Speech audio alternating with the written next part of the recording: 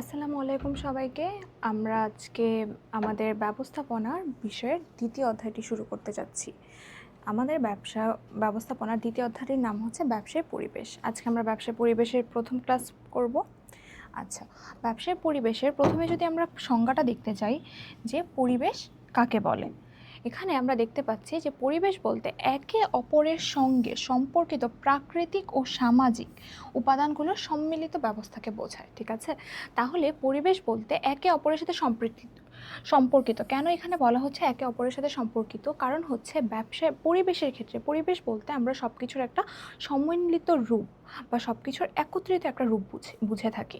এই জন্য বলা হচ্ছে যে একে অপরের সঙ্গে সম্পর্কিত প্রাকৃতিক ও সামাজিক উপাদানগুলোর সম্মিলিত ব্যবস্থাকে ব্যবসায় পরিবেশ বলা হয়ে থাকে, যা মানুষের এবং ব্যবসায়ের চলাফেরা এবং সিদ্ধান্ত গ্রহণকে প্রভাবিত করে। যখন একটা পরিবেশের কথা বলা হচ্ছে, ঠিক আছে, পরিবেশের কথা বলা হচ্ছে, তখন পরিবেশের মধ্যে মানুষ এবং যারা ব্যবসা করে ব্যবসায়ীরা সবারই সিদ্ধান্ত গ্রহণ, যে কোন ধরনের সিদ্ধান্ত গ্রহণ করা হবে, চলাফেরা, সব কিছু আমরা পরিবেশের মধ্যেই করে থাকি। ঠিক আছে, তাহলে আমরা যদি একসাথে পরিবেশের সংজ্ঞাটা দেখি, পরিবেশ বলতে একে অপরের সঙ্গে সম্পর্কিত প্রাকৃতিক ও সামাজিক উপাদানগুলোর সম্মিলিত ব্যবস্থা বোঝায়, যা মানুষের এবং ব্যবসায়ের চলাফেরা এবং সিদ্ধান্ত গ্রহণকে প্রভাবিত করে। আচ্ছা, এটা আমাদের নর্মাল পরিবেশের সংজ্ঞা। এখন পরিবেশের মধ্যে এখানে জাস্ট দুইটা একটু উদাহরণ দিয়ে বলা হচ্ছে। একটা হচ্ছে প্রাকৃতিক পরিবেশের কথা কিছু বলা হয়েছে, তারপরে সামাজিক পরিবেশের কথা বলা হচ্ছে। প্রাকৃতিক পরিবেশের উপাদানগুলোর মধ্যে আছে জলবায়ু। যে কোনো একটা জায়গায় জলবায়ু, কোনো একটা দেশের জলবায়ু কীরকম, বাংলাদেশের যেরকম নাতিশীতোষ্ণ একটি দেশ আমাদের, তারপর বৃষ্টিপাত কীরকম হয়, প্রাকৃতিক দুর্যোগ খুব কম হয় না বেশি হয়, ভূমিকম্প কীরকম হয়, বন্যা কীরকম হয়। যেমন বাংলাদেশে রিসেন্টলি ভূমিকম্প বেশি হলো, সবচেয়ে বেশি ভূমিকম্প হয় কোন দেশে? জাপানে হয়। ঠিক আছে, তারপর বন্যা, এই ধরনের যে প্রাকৃতিক পরিবেশের মধ্যে প্রাকৃতিক পরিবেশটা কীরকম, যে কী কী উপাদানগুলো হয়, সেই প্রকৃতির কী অবস্থা, সেই যে একটা অবস্থা বা অবস্থা, সেটাকে আসলে প্রাকৃতিক পরিবেশ বলা হয়ে থাকে। তারপরে আছে সামাজিক পরিবেশ। সামাজিক পরিবেশের মধ্যে কী কী থাকে? এখানে থাকে মানুষের আচরণ, সামাজিক মূল্যবোধ, ধর্মীয় বিশ্বাস, শিক্ষা, সংস্কৃতি। ঠিক আছে, তো সামাজিক পরিবেশে একটি সমাজের বা একটি সমাজের মানুষের কথা বলা হয়ে থাকে, যে একটি সমাজের মানুষের বিহেভিয়ার কেমন, তাদের চিন্তাভাবনা কীরকম, তাদের মূল্যবোধ, তাদের নৈতিকতা কীরকম, এইটা হচ্ছে সামাজিক পরিবেশের অন্তর্ভুক্ত থাকে। ঠিক আছে, মানে একটা সমাজ কীরকম, সমাজের মানুষগুলো কীরকম, এই সব কিছু নিয়ে যে পরিবেশটা তৈরি হয় সেটা হচ্ছে সামাজিক পরিবেশ। আচ্ছা, এখন যদি আমরা পরিবেশ সম্পর্কে আরেকটু জানতে চাই, তখন আবার দুই ধরনের পরিবেশ আছে, অনুকূল পরিবেশ এবং প্রতিকূল পরিবেশ। প্রথম আমরা অনুকূল পরিবেশটা দেখি। দেখো এখানে কি বলা হচ্ছে, একটা সংজ্ঞা দেওয়া আছে যে অনুকূল পরিবেশ হচ্ছে এমন একটি পরিবেশ যেখানে ব্যবসায়িক কার্যক্রম এবং মানুষের জীবনযাত্রা একে অপরের সঙ্গে ভালোভাবে সম্মিলিত হয়। ঠিক আছে, তাহলে অনুকূল মানেই কি, যে কোনো কিছু একটা আমার ফেভারে আছে, যেটা কোনো কিছু একটা ভালো বা ফেভারে আছে, সেটাকে আমরা অনুকূল বলে থাকি, এবং যখন সেটা ফেভারে না থাকে তখন সেটাকে আমরা প্রতিকূল বলে থাকি। তাহলে ব্যবসায় পরিবেশের ক্ষেত্রে কিংবা পরিবেশের ক্ষেত্রে অনুকূল পরিবেশ বলতে বোঝানো হয় যেখানে ব্যবসায়ের কার্যক্রম এবং মানুষের জীবনযাত্রা একে অপরের সাথে ভালোভাবে সম্মিলিত হয়, যে ভালোভাবে, পজিটিভলি বা অনুকূলভাবে সমন্বিত হয় এবং স্বাস্থ্যকর এবং সুষ্ঠু উন্নতি সাধিত হয়। এই যে স্বাস্থ্যকর এবং সুষ্ঠু উন্নতি সাধিত হয়, তাহলে আমরা সেটাকে কি বলবো? অনুকূল পরিবেশ বলবো। এখানে একটু উদাহরণের মাধ্যমে আমরা দেখে নিই। অর্থনৈতিক অনুকূল পরিবেশের কিছু উদাহরণ দেওয়া আছে, যেমন দেশে মুদ্রাস্ফীতি কম। মুদ্রাস্ফীতি বা ইনফ্লেশন, এই ইনফ্লেশন বা মুদ্রাস্ফীতি যতটা কম থাকবে, তার মানে কি সেই দেশের অবস্থা ভালো, সেই দেশের মানুষ কম সাফার করবে, সেই দেশের মানুষকে কম ভুগতে হবে। যে জিনিসপত্রের দাম খুব বেড়ে যাচ্ছে, এটাকে আমরা জানি মুদ্রাস্ফীতি বলা হয়ে থাকে। তাহলে এই যে জিনিসপত্রের দাম বেড়ে যাচ্ছে, আমার টাকার দাম কমে যাচ্ছে, এই জিনিসটা যে মুদ্রাস্ফীতি, এটা যত কম হবে তত একটা দেশের জন্য ভালো। তাহলে এই মুদ্রাস্ফীতি কম, এটা অনুকূল পরিবেশের মধ্যে পড়বে। অর্থনীতির প্রবৃদ্ধি উচ্চ। ঠিক আছে, তাহলে অর্থনীতির অবস্থা খুব ভালো, অর্থনীতি খুব ভালোভাবে বুম করছে, অর্থনীতিতে অবস্থা খুবই ভালো, একটি দেশ খুবই সচ্ছল, তাদের হচ্ছে ঋণের পরিমাণ কম, তাদের নিজেদের অর্থায়নেই তারা নিজেদের ব্যবসাগুলো পরিচালনা করতে পারছে, তখন আমরা সেটাকে বলি যে অর্থনৈতিক প্রবৃদ্ধি উচ্চ। তারপর আছে ব্যবসার জন্য সহজ শর্ত। ব্যবসার জন্য সহজ শর্তের মধ্যে আছে যে ব্যবসা যে করা হচ্ছে সেই ব্যবসার ক্ষেত্রে খুব বেশি কোনো রেস্ট্রিকশন দেওয়া হচ্ছে না। ব্যবসায়ীরা তাদের সুবিধা মতো, তাদের যেরকম দরকার ব্যবসা করার, তাদের নিজেদের ইচ্ছা মতো তারা ব্যবসা করতে পারছে, তখন সেটা হয় ব্যবসা ব্যবসার জন্য সহজ শর্ত, যে শর্তগুলো সহজ। বাট যদি এরকম হয় যে সব ব্যবসার ক্ষেত্রে খুব রেস্ট্রিকশন দেওয়া হচ্ছে, যে এটা করতে পারবে, ওটা করতে পারবে না, এটা করলেই হয়ে যাবে, এত কোনো একটা অ্যামাউন্ট বলা হলো যে এটার বেশি ইম্পোর্ট করতে গেলে তাহলে হচ্ছে 5% ট্যাক্স বেশি দিতে হবে, তখন এই ধরনের যে কোনো ধরনের নিয়ম বা রেস্ট্রিকশন যদি দেওয়া থাকে তখন সেটাকে আমরা ব্যবসায় শর্ত বলি। এই ব্যবসায় শর্ত যদি কম থাকে তার মানে সেটা ব্যবসায়ীদের জন্য ভালো, তো এই জন্য এটা অনুকূল পরিবেশের অন্তর্গত। তারপরে দেখো প্রাকৃতিক অনুকূল পরিবেশের মধ্যে কি, যে প্রাকৃতিক দুর্যোগ না হওয়া। আসলে প্রাকৃতিক দুর্যোগ তো হয়, বাট একটু কম হওয়া। প্রাকৃতিক দুর্যোগ যত কম হবে, আবহাওয়া ভালো থাকবে, জলবায়ুটা উপযোগী বা সুন্দর সহনীয় একটা আর্দ্রতার মধ্যে থাকবে, সহনীয় অবস্থায় থাকবে, তখন সেগুলো কি অনুকূল পরিবেশের উদাহরণ। আর এগুলো কি প্রাকৃতিকভাবে অনুকূল পরিবেশ। আচ্ছা, তারপর আমরা অনুকূল পরিবেশের পরে আমাদের যেটা আসে প্রতিকূল পরিবেশ। অনুকূল পরিবেশের সম্পূর্ণ অপোজিট হচ্ছে এই প্রতিকূল পরিবেশ। অনুকূল পরিবেশ একটা ব্যবসায়ের জন্য ভালো, সমাজের জন্য ভালো, কিন্তু প্রতিকূল পরিবেশ মানে সেটার বিপরীত। অনুকূল পরিবেশ বা ভালো অবস্থার বিপরীত অবস্থাটাই হচ্ছে প্রতিকূল পরিবেশ। আচ্ছা, এখানে আমরা সংজ্ঞাটা দেখে নিই যে প্রতিকূল পরিবেশ এমন একটি পরিবেশ যেখানে ব্যবসার কার্যক্রম ও মানুষের জীবনযাত্রার অস্থিরতা, বাধা এবং অসুবিধার সৃষ্টি হয়। তাহলে এখানে মেইন জিনিসটা যদি আমরা দেখি, মানুষের জীবনযাত্রায় অস্থিরতা, বাধা এবং অসুবিধার সৃষ্টি হয়। তার মানে প্রতিকূল পরিবেশটা হচ্ছে নেগেটিভ, এটা নেগেটিভ। আমাদের অনুকূল পরিবেশটা ছিল পজিটিভ, আর প্রতিকূল পরিবেশটা কি নেগেটিভ। এখানে মানুষের জীবনযাত্রার মধ্যে অস্থিরতা, বাধা এবং অসুবিধার সৃষ্টি হয়ে থাকে। এটি সামাজিক, অর্থনৈতিক বা প্রাকৃতিক কারণে হতে পারে, মানে যে কোনো কারণে এরকম অস্থিরতা, বাধা বা কোনো একটা অসুবিধা হতে পারে। আচ্ছা, এখানে উদাহরণ দেওয়া আছে। এখানে তাহলে অনুকূল পরিবেশের অপোজিট বা বিপরীত উদাহরণগুলো এখানে আসবে, যেমন উচ্চ মুদ্রাস্ফীতি, ইনফ্লেশন অনেক বেশি, মানে কি আমার দেশের দ্রব্যমূল্যের দাম খুব দ্রুত বৃদ্ধি পাচ্ছে। তাহলে দ্রব্যমূল্যের দাম খুব দ্রুত বৃদ্ধি পাচ্ছে, ইনফ্লেশন খুব হাই। ইনফ্লেশন খুব হাই মানে হচ্ছে কি, যে আমার দেশের জিনিসপত্রের দাম খুব দ্রুত বৃদ্ধি পাচ্ছে, এবং জিনিসপত্রের দাম যদি খুব দ্রুত বৃদ্ধি পায় তাহলে সেটা নিম্নবিত্ত, মধ্যবিত্তর হাতের নাগালে, তাদের সাধ্যের বাহিরে চলে যায়, তখন সেটা অবশ্যই কি খারাপ।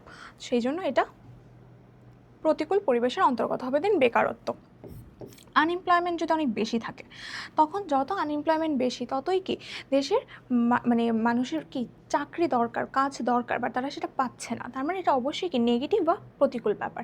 এবং ব্যবসার জন্য অনুকূল পরিস্থিতির অভাব, এটা হচ্ছে যে ব্যবসা করতে গেলে আমার যেরকম পরিস্থিতি দরকার, আমার যে সুবিধাগুলো দরকার, যেরকম পরিবেশ দরকার, সেটা ঠিক অপোজিট যদি থাকে তখন সেটাকে আমরা বলবো যে ব্যবসার জন্য অনুকূল পরিস্থিতির অভাব। তাহলে ভালো যদি না থাকে, ব্যবসার জন্য অনুকূল পরিস্থিতি যদি না থাকে, তাহলে সেটাকে আমরা অবশ্যই কি বলবো, প্রতিকূল পরিস্থিতি বলে থাকবো। ঠিক আছে। তারপরে হচ্ছে প্রাকৃতিক প্রতিকূল পরিবেশের উদাহরণ দেওয়া হয়েছে, যেমন বিভিন্ন ধরনের প্রাকৃতিক দুর্যোগ, বন্যা, খরা, ভূমিকম্প, প্রাকৃতিক দুর্যোগের প্রভাব, এগুলো ব্যবসার মধ্যে বাধা সৃষ্টি করে। এই জন্য এগুলো যেহেতু বাধা সৃষ্টি করে, আর বাধা সৃষ্টি করে বিধায় এগুলো সবগুলো কোথায় আসবে, প্রাকৃতিক পরিবেশের মধ্যে প্রতিকূল পরিবেশে আসবে, যেটা অনুকূল না, এটা ব্যবসার জন্য ভালো না, এটা ব্যবসার জন্য খারাপ। আচ্ছা, তারপর আমরা চলে যাচ্ছি যে আমাদের আসলে ব্যবসায়িক পরিবেশ সম্পর্কে এখন আমরা জানবো। ব্যবসায়িক পরিবেশের মেইনলি দুইটি অবস্থা আছে। কয়টি অবস্থা আছে? দুইটি। একটা হচ্ছে সামষ্টিক বা ম্যাক্রো পরিবেশ, আর একটা হচ্ছে ব্যষ্টিক বা মাইক্রো পরিবেশ। ঠিক আছে। সামষ্টিকটা একটু বিস্তর আকারে, এটা একটু মানে খুব বড় আকারে, এটা হচ্ছে ম্যাক্রো পরিবেশ বলা হয়, এবং ব্যষ্টিকটা একটু ছোট আকারের, এই জন্য এটাকে মাইক্রো পরিবেশ বলা হয়।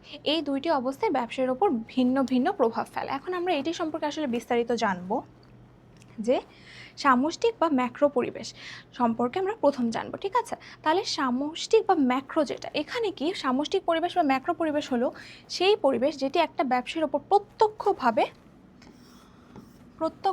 প্রভাবিত না হলেও এটি ব্যবসার কার্যক্রমকে অনুপ্রাণিত বা বাধাগ্রস্ত করে। এটি সাধারণভাবে বৃহত্তর বা জাতীয়। ঠিক আছে, এটি বললাম যে এটা খুব ব্যাপক আকারে হবে, বৃহত্তর বা জাতীয় পর্যায়ের গঠিত পরিবর্তন দ্বারা সৃষ্ট। ঠিক আছে। তাহলে এখানে যদি আমরা দেখি যে ব্যবসায়ের সামষ্টিক বা ম্যাক্রো এনভায়রনমেন্টের ক্ষেত্রে, যে এটা ব্যবসায়ের ক্ষেত্রে প্রত্যক্ষভাবে, যে একদম সরাসরি একটা ব্যবসায়ের ম্যাটার না হলেও, সরাসরি একটা ব্যবসাকে প্রভাবিত না করলেও এটা পরোক্ষভাবে ব্যবসাকে প্রভাবিত করে, এবং এটা সাধারণত বৃহত্তর বা জাতীয় পর্যায়ে গঠিত হতে পারে। ঠিক আছে, গঠিত হয় বা জাতীয় পর্যায়ে পরিবর্তন দ্বারা সৃষ্টি হয়। আসলে এখানে যে উপাদানগুলো, সেই উপাদানগুলো দেখলে আমরা ইজিলি বুঝে যাব। যেমন এখানে দেখো যে রাজনৈতিক শক্তি, মানে রাজনৈতিক শক্তির ক্ষেত্রে বলা হচ্ছে যে পলিটিক্যাল ফোর্সেসের মধ্যে বলা হচ্ছে যে সরকারের নীতি, আইন, রাজনৈতিক পরিবেশ ব্যবসায়ের উপর প্রভাব ফেলে। ঠিক আছে, রাজনীতির কোনো কারণে, যা ধরো নির্বাচন, ঠিক আছে, যে নির্বাচনের ক্ষেত্রে ব্যবসায়ের উপর সেটা খুব মানে ভালো একটা বড়সড় এফেক্ট ফেলে, যে কোন সরকার আসবে এবং কি হবে সেটার উপর ব্যবসার অনেক কিছু নির্ভর করে। তারপর কর নীতি, যে ট্যাক্স, কোন সরকার কী পরিমাণ ট্যাক্স নিবে, তারা কোন ধরনের বাণিজ্য নীতি গ্রহণ করবে। তো এই সব কিছু মিলে দেখা যায় অনেক সময় বিভিন্ন সরকার আসার কারণে বাজেটে অনেক ধরনের চেঞ্জেস আসে। ঠিক আছে, নিয়ম নীতিতে অনেক ধরনের চেঞ্জেস আসে।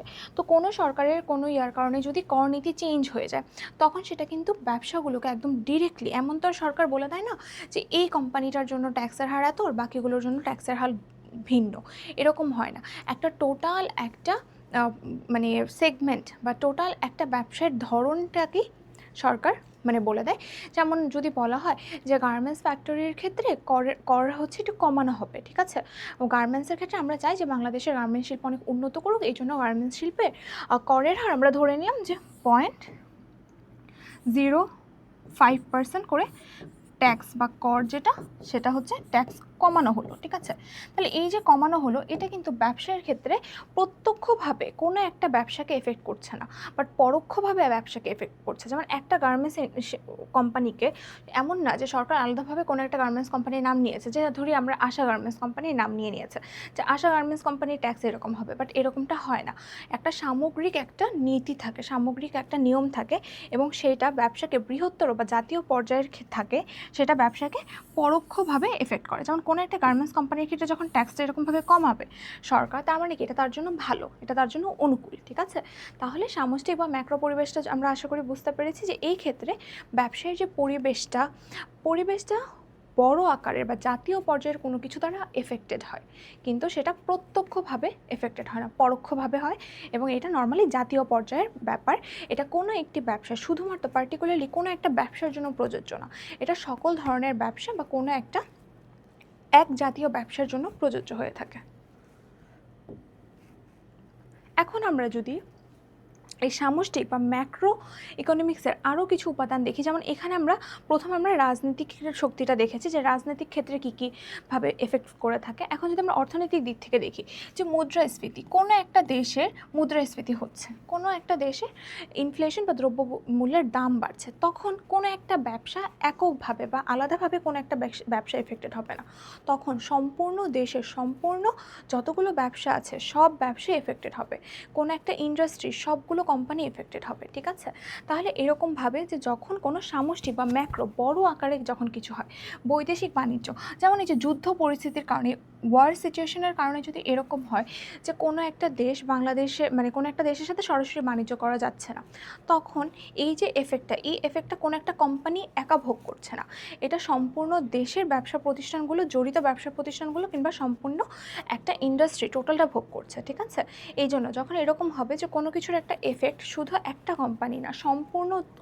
সম্পূর্ণ ইন্ডাস্ট্রি বা সম্পূর্ণ দেশ ভোগ করবে, তখন সেটা হচ্ছে ম্যাক্রো বা সামষ্টিক পরিবেশ। ঠিক আছে, তারপর বিনিয়োগের প্রবণতা, যে যদি এরকম থাকে যে বাংলাদেশকে বিশ্ববাজার মানে মনে করে যে বাংলাদেশ খুব ভালো একটি দেশ, এটা খুব উন্নতি করবে, ঠিক আছে, উন্নয়নশীল দেশ এবং এখানে খুব ভালো সুযোগ সুবিধা রয়েছে, তখন যদি বৈদেশিক বিনিয়োগ প্রবণতা মানে বিনিয়োগ যে করা হবে, এই বিনিয়োগ প্রবণতা যদি বেশি থাকে, তার মানে ওভারঅল বাংলাদেশের মানুষ বিদেশিরা বেশি করে ইনভেস্ট করছে, এবং বাংলাদেশে যখন বিদেশিরা বেশি করে ইনভেস্ট করছে, সেটার মানেই হচ্ছে কি যে বাংলাদেশের বিনিয়োগ প্রবণতাটা, বাংলাদেশে বিনিয়োগ প্রবণতা বেশি, এটা বাংলাদেশের সব ব্যবসা প্রতিষ্ঠানের জন্যই ভালো।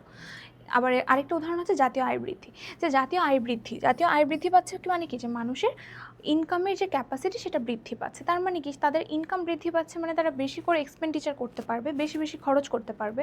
তাহলে যদি তারা বেশি খরচ করতে পারে, তাহলে সেটা তাদের জন্য ভালো, ব্যবসায়ীদের জন্য ভালো। কেন? কারণ ব্যবসায়ীরা, মানুষ বেশি ক্রয় করছে, মানুষ বেশি খরচ করতে পারছে, মানে কি তারা বেশি সেল করতে পারছে, তাহলে এটা তাদের জন্য ভালো হবে। ঠিক আছে। আছে? তাহলে এই হচ্ছে অর্থনৈতিক শক্তি। তারপরে আছে সামাজিক শক্তি। সামাজিক শক্তির মধ্যে আছে যে সমাজের মূল্যবোধ, ধর্মীয় বিশ্বাস, শিক্ষা, জনসংখ্যার গঠন। যেমন এই যে সবগুলো এফেক্ট করে, বা জনসংখ্যার গঠনটা বাংলাদেশের জন্য খুব ইম্পর্ট্যান্ট একটা জিনিস। কারণ কি, বাংলাদেশের জনসংখ্যা বেশি হওয়াতে খুব কম এরিয়া কভার করে অনেক বেশি সংখ্যক মানুষকে অ্যাট্রাক্ট করা যায়। যেমন আমরা যদি ধরে থাকি যে, আমরা যদি একটা উদাহরণ হিসেবে বাংলাদেশের মোবাইলের সিম কোম্পানিগুলোকে চিন্তা করে থাকি, তাহলে তারা যে নেটওয়ার্ক সুবিধাটা আমাদেরকে দিয়ে থাকে, বাংলাদেশ খুব ছোট্ট একটা দেশে, যেহেতু বাংলাদেশের জনসংখ্যার ঘনত্ব অনেক বেশি, তার মানে ছোট একটা দেশে অনেক বেশি মানুষ বসবাস করে। তাহলে তারা যে নেটওয়ার্কের জন্য যে টাওয়ারগুলো যে বসায়, সেই টাওয়ারগুলো, যদি আমরা আসলে দুইটা উদাহরণ দিই, ধরি আমরা এটা হচ্ছে বাংলাদেশ, এটাকে আমরা ধরি বিডি, আর আমরা ধরে নিই এটা হচ্ছে অস্ট্রেলিয়া, ঠিক আছে? এখন বাংলাদেশে জাস্ট এতটুকু প্লেসের মধ্যে যদি বাংলাদেশে 100 জন মানুষ বসবাস করে, তাহলে সেম এতটুকু প্লেসের মধ্যে অস্ট্রেলিয়াতে জাস্ট 10 জন মানুষ বসবাস করে। তাহলে আমরা ধরি যে এতটুকু প্লেসের মধ্যে 2টা টাওয়ার লাগে, ঠিক আছে? এখানে একটা টাওয়ার, এখানে একটা টাওয়ার। এখন 2টা টাওয়ার লাগে, তাহলে 2টা টাওয়ার দিয়ে বাংলাদেশে একটা সিম কোম্পানি 100 জন মানুষকে টার্গেট করতে পারছে, 100 জন মানুষের তারা হচ্ছে সেবা দিতে পারছে। অন্য জায়গায় সেম 2টা টাওয়ার বসে অস্ট্রেলিয়ায় মাত্র 10 জন মানুষকে কি করতে পারছে, সুবিধা দিতে পারছে। তাহলে এই ক্ষেত্রে জনসংখ্যার গঠন ব্যবসায়ের ক্ষেত্রে একটা গুরুত্বপূর্ণ ভূমিকা পালন করে। যে দেশের জনসংখ্যা ঘনত্ব যত বেশি, সেই দেশে ব্যবসা প্রতিষ্ঠানগুলো সীমিত পরিসরেও বেশি মানুষ বা বেশি টার্গেট অডিয়েন্সকে টার্গেট করতে পারে। তারপর আমরা যদি কোনো একটা রেস্টুরেন্ট ব্যবসার কথা ধরে নিই, আচ্ছা এটাকেই যদি আমরা ধরে নিই যে কোনো একটা রেস্টুরেন্ট ব্যবসা, তাহলে সে যার দোকানটা দিয়েছে, একটা রেস্টুরেন্টে অনেক দূর থেকে মানুষ খুব কমই আসে, যদি না সেটা খুবই অন্যরকম টাইপের ফেমাস হয়। নর্মালি দেখা যায় আশেপাশের মানুষগুলো সেই রেস্টুরেন্টে বেশি খেতে যায়, ঠিক আছে? তাহলে একটা দোকান যদি হয়, তাহলে বাংলাদেশে দেখা যাবে তার আশেপাশে 1 কিলোমিটারের মধ্যে 100 জন মানুষ থাকে, তাহলে সেই রেস্টুরেন্টটার টার্গেট কাস্টমার 100। বাট অস্ট্রেলিয়াতে যদি এরকম একটা রেস্টুরেন্ট দেওয়া হয়, সেই রেস্টুরেন্টটাতে দেখা যাবে তার এরিয়ার আশেপাশের 1 কিলোমিটারে মাত্র 10 জন থাকে, তাহলে তাদের টার্গেট কাস্টমার কত, মাত্র 10 জন, ঠিক আছে? তো এই ক্ষেত্রে জনসংখ্যার গঠনও কি একটা গুরুত্বপূর্ণ ভূমিকা পালন করে। এবং এই যে বাংলাদেশের ব্যবসায়ীরা যে এক্সট্রা সুবিধা পায়, যে তারা কম জায়গায় অনেক বেশি কাস্টমারকে অ্যাট্রাক্ট করতে পারে, এটা কোনো একটা পার্টিকুলার সিম কোম্পানি বা কোনো একটা পার্টিকুলার রেস্টুরেন্টের জন্য কিন্তু নয়, এটা কিন্তু সকল সিম কোম্পানি এবং সকল রেস্টুরেন্টই এই সুবিধাটা ভোগ করতে পারছে। এই জন্য এটা ম্যাক্রো বা সামষ্টিক পরিবেশের আন্ডারে যাবে, ঠিক আছে? বাট যদি এমন হতো যে শুধুমাত্র একটি বা যে কোনো একটি কোম্পানি এই সুবিধাটি ভোগ করছে, তখন সেটা আসলে ম্যাক্রোর আন্ডারে যেত না, তখন সেটাকে আমরা মাইক্রো বলতাম, ঠিক আছে? আচ্ছা, তারপরে আমরা নেক্সট একটু ব্যবসার উপর প্রভাবটা দেখে নিই, যে সামষ্টিক পরিবেশে পরিবর্তনগুলো দীর্ঘমেয়াদী প্রভাব ফেলে, ঠিক আছে? এই ম্যাক্রোতে যে চেঞ্জেসগুলো হয় সেগুলো দীর্ঘমেয়াদী। যে একটা দেশের সরকার চেঞ্জ হয়েছে, তো সরকার চেঞ্জ হয়েছে মানে সে 5 বছরের জন্য অ্যাটলিস্ট থাকবে। তাহলে এমন না যে জাস্ট 5 দিনের জন্য কিছু একটা হলো, তারপর আমি সেটা সমাধান করে নিলাম। জাতীয় পর্যায়ের যে কোনো সমস্যা হোক আর ভালো কিছু হোক, সব কিছু দীর্ঘমেয়াদী হয়ে থাকে। যেমন এখানে একটা উদাহরণ দেওয়া হচ্ছে যে মুদ্রাস্ফীতি বাড়লে বা বাজারের প্রতিযোগিতা বেড়ে গেলে ব্যবসার কৌশল ও পরিচালনায় পরিবর্তন আসতে পারে। যে মুদ্রাস্ফীতি বেড়ে গেছে, সকল পণ্যের দাম বেড়ে যাচ্ছে, ঠিক আছে? তাহলে সেরকম একটা পরিস্থিতিতে শুধু একটা ব্যবসায়ের জন্য অল্প কিছু দিনের জন্য এফেক্টেড হচ্ছে এরকম না, সকল ব্যবসা এফেক্টেড হবে এবং সেটা খুব দীর্ঘমেয়াদী, মানে অনেক দিনের জন্য তারা এফেক্টেড হবে, ঠিক আছে? আচ্ছা, তাহলে আমরা আশা করি তোমরা একটু সামষ্টিক বা ম্যাক্রো পরিবেশ সম্পর্কে জেনে গেছো। আমরা নেক্সট মাইক্রো বা ব্যষ্টিক পরিবেশ সম্পর্কে জানব।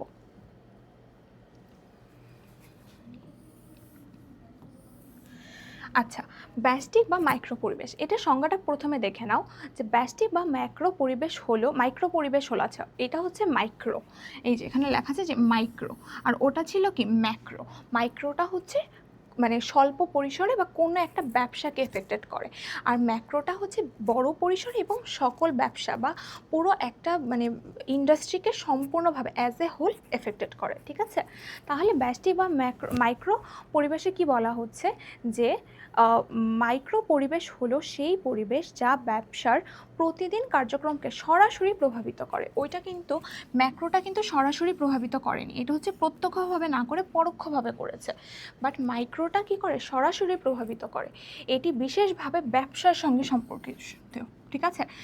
ব্যবসার সাথে সম্পর্কিত প্রতিষ্ঠান, গ্রাহক, সরবরাহকারী, প্রতিযোগী ইত্যাদি দ্বারা সৃষ্ট। তার মানে মাইক্রো এনভায়রনমেন্ট যেটা বা মাইক্রো পরিবেশ, এটা একটা পার্টিকুলারলি যে কোনো একটা কোম্পানি বা একটা ব্যবসাকে এফেক্ট করছে, এটা অ্যাজ এ হোল সম্পূর্ণ ইন্ডাস্ট্রি বা সবগুলো ব্যবসাকে এফেক্টেড করে না, এবং এটা ব্যবসাকে সরাসরি প্রভাবিত করে। কিন্তু ম্যাক্রোটা সরাসরি প্রভাবিত না করে দেশের কোনো চেঞ্জের কারণে, রাজনীতির চেঞ্জের কারণে সম্পূর্ণভাবে অ্যাজ এ হোল টোটাল একটা ইন্ডাস্ট্রিকে এফেক্টেড করে। ঠিক আছে, যেমন আমরা এখানে যদি উদাহরণগুলো দেখি তাহলে আমরা এটা আবার মানে ইজিলি বুঝতে পারবো। যেমন প্রথম যেটা বলা হচ্ছে গ্রাহক বা কাস্টমার। ঠিক আছে, ধরি যে মানে কোনো একটা কোম্পানির ক্ষেত্রে তাদের গ্রাহকের চাহিদাটা কিছুটা চেঞ্জ হয়েছে, তাদের চাহিদা বেড়ে গেছে, তার মানে এটা তাদের জন্য ভালো। গ্রাহকের মনোভাব যে তারা মনে করছে এই কোম্পানিটা ভালো, ঠিক আছে, তাহলে ভালো, এটা তাদের ক্রয় ক্ষমতা বেড়েছে, তাদের ব্যবসার প্রতি আগ্রহ বেড়েছে। তাহলে এই যে জিনিসগুলো, এই যে গ্রাহক, এটা কি একটা কোম্পানি, ওয়ান কোম্পানি বা পার্টিকুলার কোম্পানি,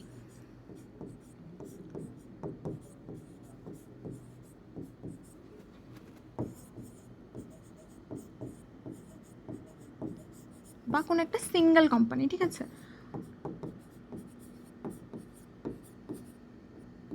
যে এই যে মাইক্রো এনভায়রনমেন্ট যেটা, সেটা কোনো একটা পার্টিকুলার কোম্পানিকে কিংবা কোনো একটা সিঙ্গেল কোম্পানিকে এফেক্টেড করছে। এটা অ্যাজ এ হোল সম্পূর্ণ দেশের যত ইন্ডাস্ট্রি আছে সেগুলোকে কি করছে না, সেগুলোকে এফেক্টেড করছে না। ঠিক আছে, তাহলে কোনো একটা সিঙ্গেল কোম্পানিকে এফেক্টেড করে। তারপরে যদি আমরা দেখি নেক্সট হচ্ছে প্রতিযোগী। ঠিক আছে, যে কম্পিটিটররা, কোনো একটা ব্যবসার ক্ষেত্রে যদি নতুন একটা ব্যবসা আসে, নতুন কোনো প্রতিযোগিতা চলে আসে, তার মানে এটা ব্যবসার জন্য খারাপ। ঠিক আছে, তাহলে প্রতিযোগিতার অবস্থান, নতুন প্রতিযোগী বা বাজারে প্রবেশকারী প্রতিদ্বন্দ্বীর কার্যকলাপ, এটা কিন্তু একটা নতুন প্রতিযোগী এসেছে, এটা কিন্তু সম্পূর্ণ ইন্ডাস্ট্রিকে বা দেশের সকল ব্যবসা প্রতিষ্ঠানকে এফেক্টেড করে না, এটা শুধুমাত্র একটা ব্যবসা বা একটা কোম্পানিকে এফেক্টেড করে থাকে। ঠিক আছে, তারপরে হচ্ছে সরবরাহকারী, যে সাপ্লায়ার, যে আমাকে যারা পণ্য সাপ্লাই দিত, ঠিক আছে, তাদের যদি কোনো কারণে ক্ষমতা কমে যায়, তাদের কাছে যদি পর্যাপ্ত পরিমাণ মালামালের বা সম্পদের সাপ্লাই না থাকে, সম্পদের মজুদ না থাকে, তখন তারা আমাকে সাপ্লাই দিতে পারবে না, এটা আমার জন্য নেগেটিভ হয়ে যায়। ঠিক আছে, এটা আমার কোম্পানিকে, একটি কোম্পানিকে, একটা সিঙ্গেল কোম্পানিকে এফেক্ট করবে, যে পণ্য বা সেবা সরবরাহকারী প্রতিষ্ঠান বা তাদের সরবরাহ ক্ষমতার প্রক্রিয়া, এটা একটা কোম্পানিকে এফেক্ট করে। তারপর হচ্ছে মাধ্যম বা ইন্টারমিডিয়ারিজ। ঠিক আছে, যে পরিবেশক, খুচরা বিক্রেতা বা প্রতিষ্ঠানগুলো পণ্য বা সেবার প্রচারে সহায়তা করে। ঠিক আছে, তাহলে এই ক্ষেত্রে ইন্টারমিডিয়ারির যদি কোনো ধরনের এরকম হয় যে মানে পাইকারি পরিবেশক বা মানে খুচরা বিক্রেতারা এই পণ্যটা নিতে চাচ্ছে না, তারা ক্রয় করতে চাচ্ছে না, কারণ তারা সেল করতে পারছে না, তখন এরকম টাইপের কোনো প্রতিকূলতা যদি কোনো কিছু আসে, এটা শুধুমাত্র আমার কোম্পানিকে বা একটি সিঙ্গেল কোম্পানিকে এফেক্ট করবে। যেহেতু একটি সিঙ্গেল কোম্পানিকে এফেক্ট করবে, সুতরাং এটা কি মাইক্রো এনভায়রনমেন্টের আন্ডারে আসে। তেমনভাবে মিডিয়া, যে মিডিয়ার ভূমিকা ব্যবসায় প্রচারের ক্ষেত্রে, যেমন বিজ্ঞাপন, প্রচারণা, যে কোনো একটি ব্যবসা শুধুমাত্র তার একার জন্য বিজ্ঞাপন দিল, প্রচারণা করলো, এবং এটার মাধ্যমে যদি তার বিক্রয় বা সেল বৃদ্ধি পায়, তাহলে এটা কি তার সেই ব্যবসাটার জন্য, শুধুমাত্র সেই ব্যবসাটার জন্য পজিটিভ দিক। ঠিক আছে, তাহলে এই যে মিডিয়ার ভূমিকা ব্যবসার প্রচারের ক্ষেত্রে, এগুলো কি সম্পূর্ণ যে অ্যাজ এ হোল সব কোম্পানিকে এফেক্টেড করে এমনটা না, এটা জাস্ট একটা কোম্পানিকে এফেক্টেড করে থাকে। ঠিক আছে, আচ্ছা, এখন আমরা একটু প্রভাব দেখে নিই যে মাইক্রো এনভায়রনমেন্ট বা ব্যষ্টিক পরিবেশ কী ধরনের প্রভাব ফেলে। মাইক্রো পরিবেশের পরিবর্তন সরাসরি ব্যবসায়ের প্রতিদিনের কার্যকলাপ, যেহেতু একটা ব্যবসায়ের ওপর, তাহলে এটা সরাসরি ব্যবসায়ের প্রতিদিনের কার্যক্রম এবং সিদ্ধান্তে প্রভাব ফেলে। ঠিক আছে, মানে সরাসরি একটা কোম্পানিকে প্রভাব ফেলে। ঠিক আছে, যেমন এখানে উদাহরণ দেখো, যদি কোনো সরবরাহকারী পণ্য সরবরাহে সমস্যা সৃষ্টি করে, তবে তা ব্যবসায়ের উৎপাদন প্রক্রিয়া এবং গ্রাহকের চাহিদা পূরণের ওপর প্রভাব ফেলবে। কোনো কারণে এরকম হলো যে নর্মালি কি হয়, যে আমার যে সাপ্লায়ার, তার কাছ থেকে আমি প্রোডাক্ট নিয়ে আসি, তার কাছ থেকে প্রোডাক্ট আমার কাছে আসে। এখন আমি ধরি আমার সাপ্লায়ার কোনো কিছু একটা 100 টাকাতে আমার কাছে সেল করে। ঠিক আছে, 100 টাকাতে আমার কাছে সেল করে, বাট কোনো কারণে তার কাছে পণ্যটার মজুদ নেই, কিংবা সে কোনো কারণে আমার সাথে পার্টিকুলারলি ব্যবসা করতে চাচ্ছে না, আমার কোম্পানির সাথে তার কোনো ধরনের সমস্যা হয়েছে, যার কারণে সে চাচ্ছে না যে আমার কোম্পানিতে সে পণ্য সাপ্লাই দিক। তো তখন সে বলল যে আমি আপনাকে 100 টাকা দিতাম, 100 টাকায় দিতাম, তা ধরি সে সম্পূর্ণ 2025 সালে আমাকে 100 টাকায় পণ্য সাপ্লাই দিয়েছে। এখন 26 সালে কোনো কারণে তার কাছে অন্য নতুন আরও ভালো ডিল এসেছে, ভালো কোনো ব্যবসা প্রতিষ্ঠান এসেছে, সে আমার সাথে আর আগের ডিলে আমাকে 100 টাকায় দিতে চাচ্ছে না যে কোনো কারণে, এখন যদি সে আমাকে এই 100 টাকাতে আর যদি পণ্য না দেয়, এখন যদি সে বলে আমাকে যে এখন যদি আপনি পণ্য কিনতে চান তাহলে আপনার আমাকে কম করে হলো 120 টাকা দিতে হবে, এটা 2026 সালে, ঠিক আছে?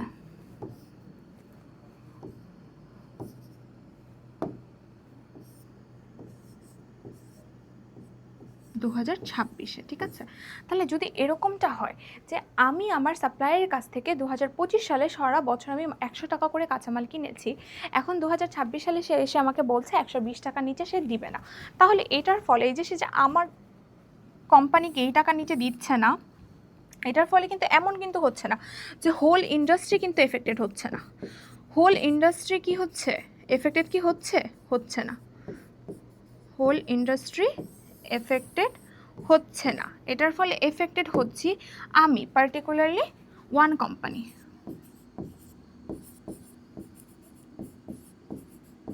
এই যে আমি এফেক্টেড হচ্ছে, পার্টিকুলারলি এই একটা কোম্পানি এফেক্টেড হচ্ছে। তাহলে এই যে ব্যাপারটা, এটাকে আমরা কি বলবো, ব্যষ্টিক বা ম্যাক্রো পরিবেশ। যে ম্যাক্রো পরিবেশে এই যে এই ধরনের একটা ঘটনা ঘটেছে যে সাপ্লায়ার আগে আমাকে 100 টাকা করে দিত, সে এখন আর আমাকে 100 টাকা করে দিতে চাচ্ছে না, সে আমাকে এখন বলেছে 120 টাকা দিয়ে প্রোডাক্ট সেল করবে, মানে সাপ্লাই দিবে আমাকে কাঁচামালের, ঠিক আছে, র ম্যাটেরিয়ালসের। তাহলে এই যে এখন আমার 20 টাকা যে লস হচ্ছে, আমার যে 20 টাকা এক্সট্রা দিয়ে পণ্য কিনতে হচ্ছে, এটা কিন্তু শুধু সমস্ত ইন্ডাস্ট্রির জন্য এটা কনসার্ন, এটা শুধু একটা কোম্পানি, শুধু আমার কোম্পানির কনসার্ন। তাহলে এরকম যখন হবে তখন সেটাকে আমরা ব্যষ্টিক বা মাইক্রো পরিবেশ বলে থাকি, ঠিক আছে? আচ্ছা, আশা করি বুঝতে পেরেছো। তারপর আমরা এখানে সামষ্টিক এবং ব্যষ্টিকের একটু তুলনা দেখে নিব যাতে আমরা খুব ইজিলি বুঝতে পারি। প্রথমে দেখো, সামষ্টিকটা হচ্ছে দীর্ঘমেয়াদী এবং বিশ্বব্যাপী, যেটা বললাম যে সম্পূর্ণ হোল ইন্ডাস্ট্রিকে এফেক্ট করবে। কিন্তু অন্যদিকে ব্যষ্টিকটা কি, ব্যষ্টিকটা হচ্ছে সংক্ষিপ্ত মেয়াদী, বা এটাকে আমরা আসলে স্বল্প মেয়াদী, ঠিক আছে? এখানে স্বল্প মেয়াদী আমরা খুব ভালো মানে বলে থাকি, স্বল্প মেয়াদী, ঠিক আছে? তাহলে এটা হচ্ছে স্বল্প মেয়াদী এবং ব্যবসায় সরাসরি কার্যক্রমে প্রভাব ফেলে, যে একটা ব্যবসাকে ডিরেক্টলি এফেক্ট করে, ঠিক আছে? এখানে উদাহরণ দেওয়া আছে যে সামষ্টিক পরিবেশের উদাহরণ হচ্ছে জলবায়ু পরিবর্তন, অর্থনৈতিক মন্দা, রাষ্ট্রীয় নীতি পরিবর্তন, যেগুলো সম্পূর্ণ দেশকে বা সবগুলো ইন্ডাস্ট্রিকে, সম্পূর্ণ দেশ, ঠিক আছে, এটা হচ্ছে খুব ব্যাপক পরিসরে সম্পূর্ণ দেশকে বা সবগুলো ইন্ডাস্ট্রিকে এফেক্ট করবে। কিন্তু অন্য দিক থেকে যে ব্যষ্টিক পরিবেশে যে প্রতিযোগিতা বৃদ্ধি পেয়েছে, যে আমার কোম্পানিতে আমি যে সেগমেন্টে যেখানে আমি ব্যবসা করি সেখানে আমার মানে প্রতিযোগী চলে এসেছে, নতুন প্রতিযোগী এসেছে, নতুন কোম্পানি খুলেছে, এটার ফলে কিন্তু সমস্ত ইন্ডাস্ট্রি এফেক্টেড হবে না, জাস্ট আমি এফেক্টেড হব।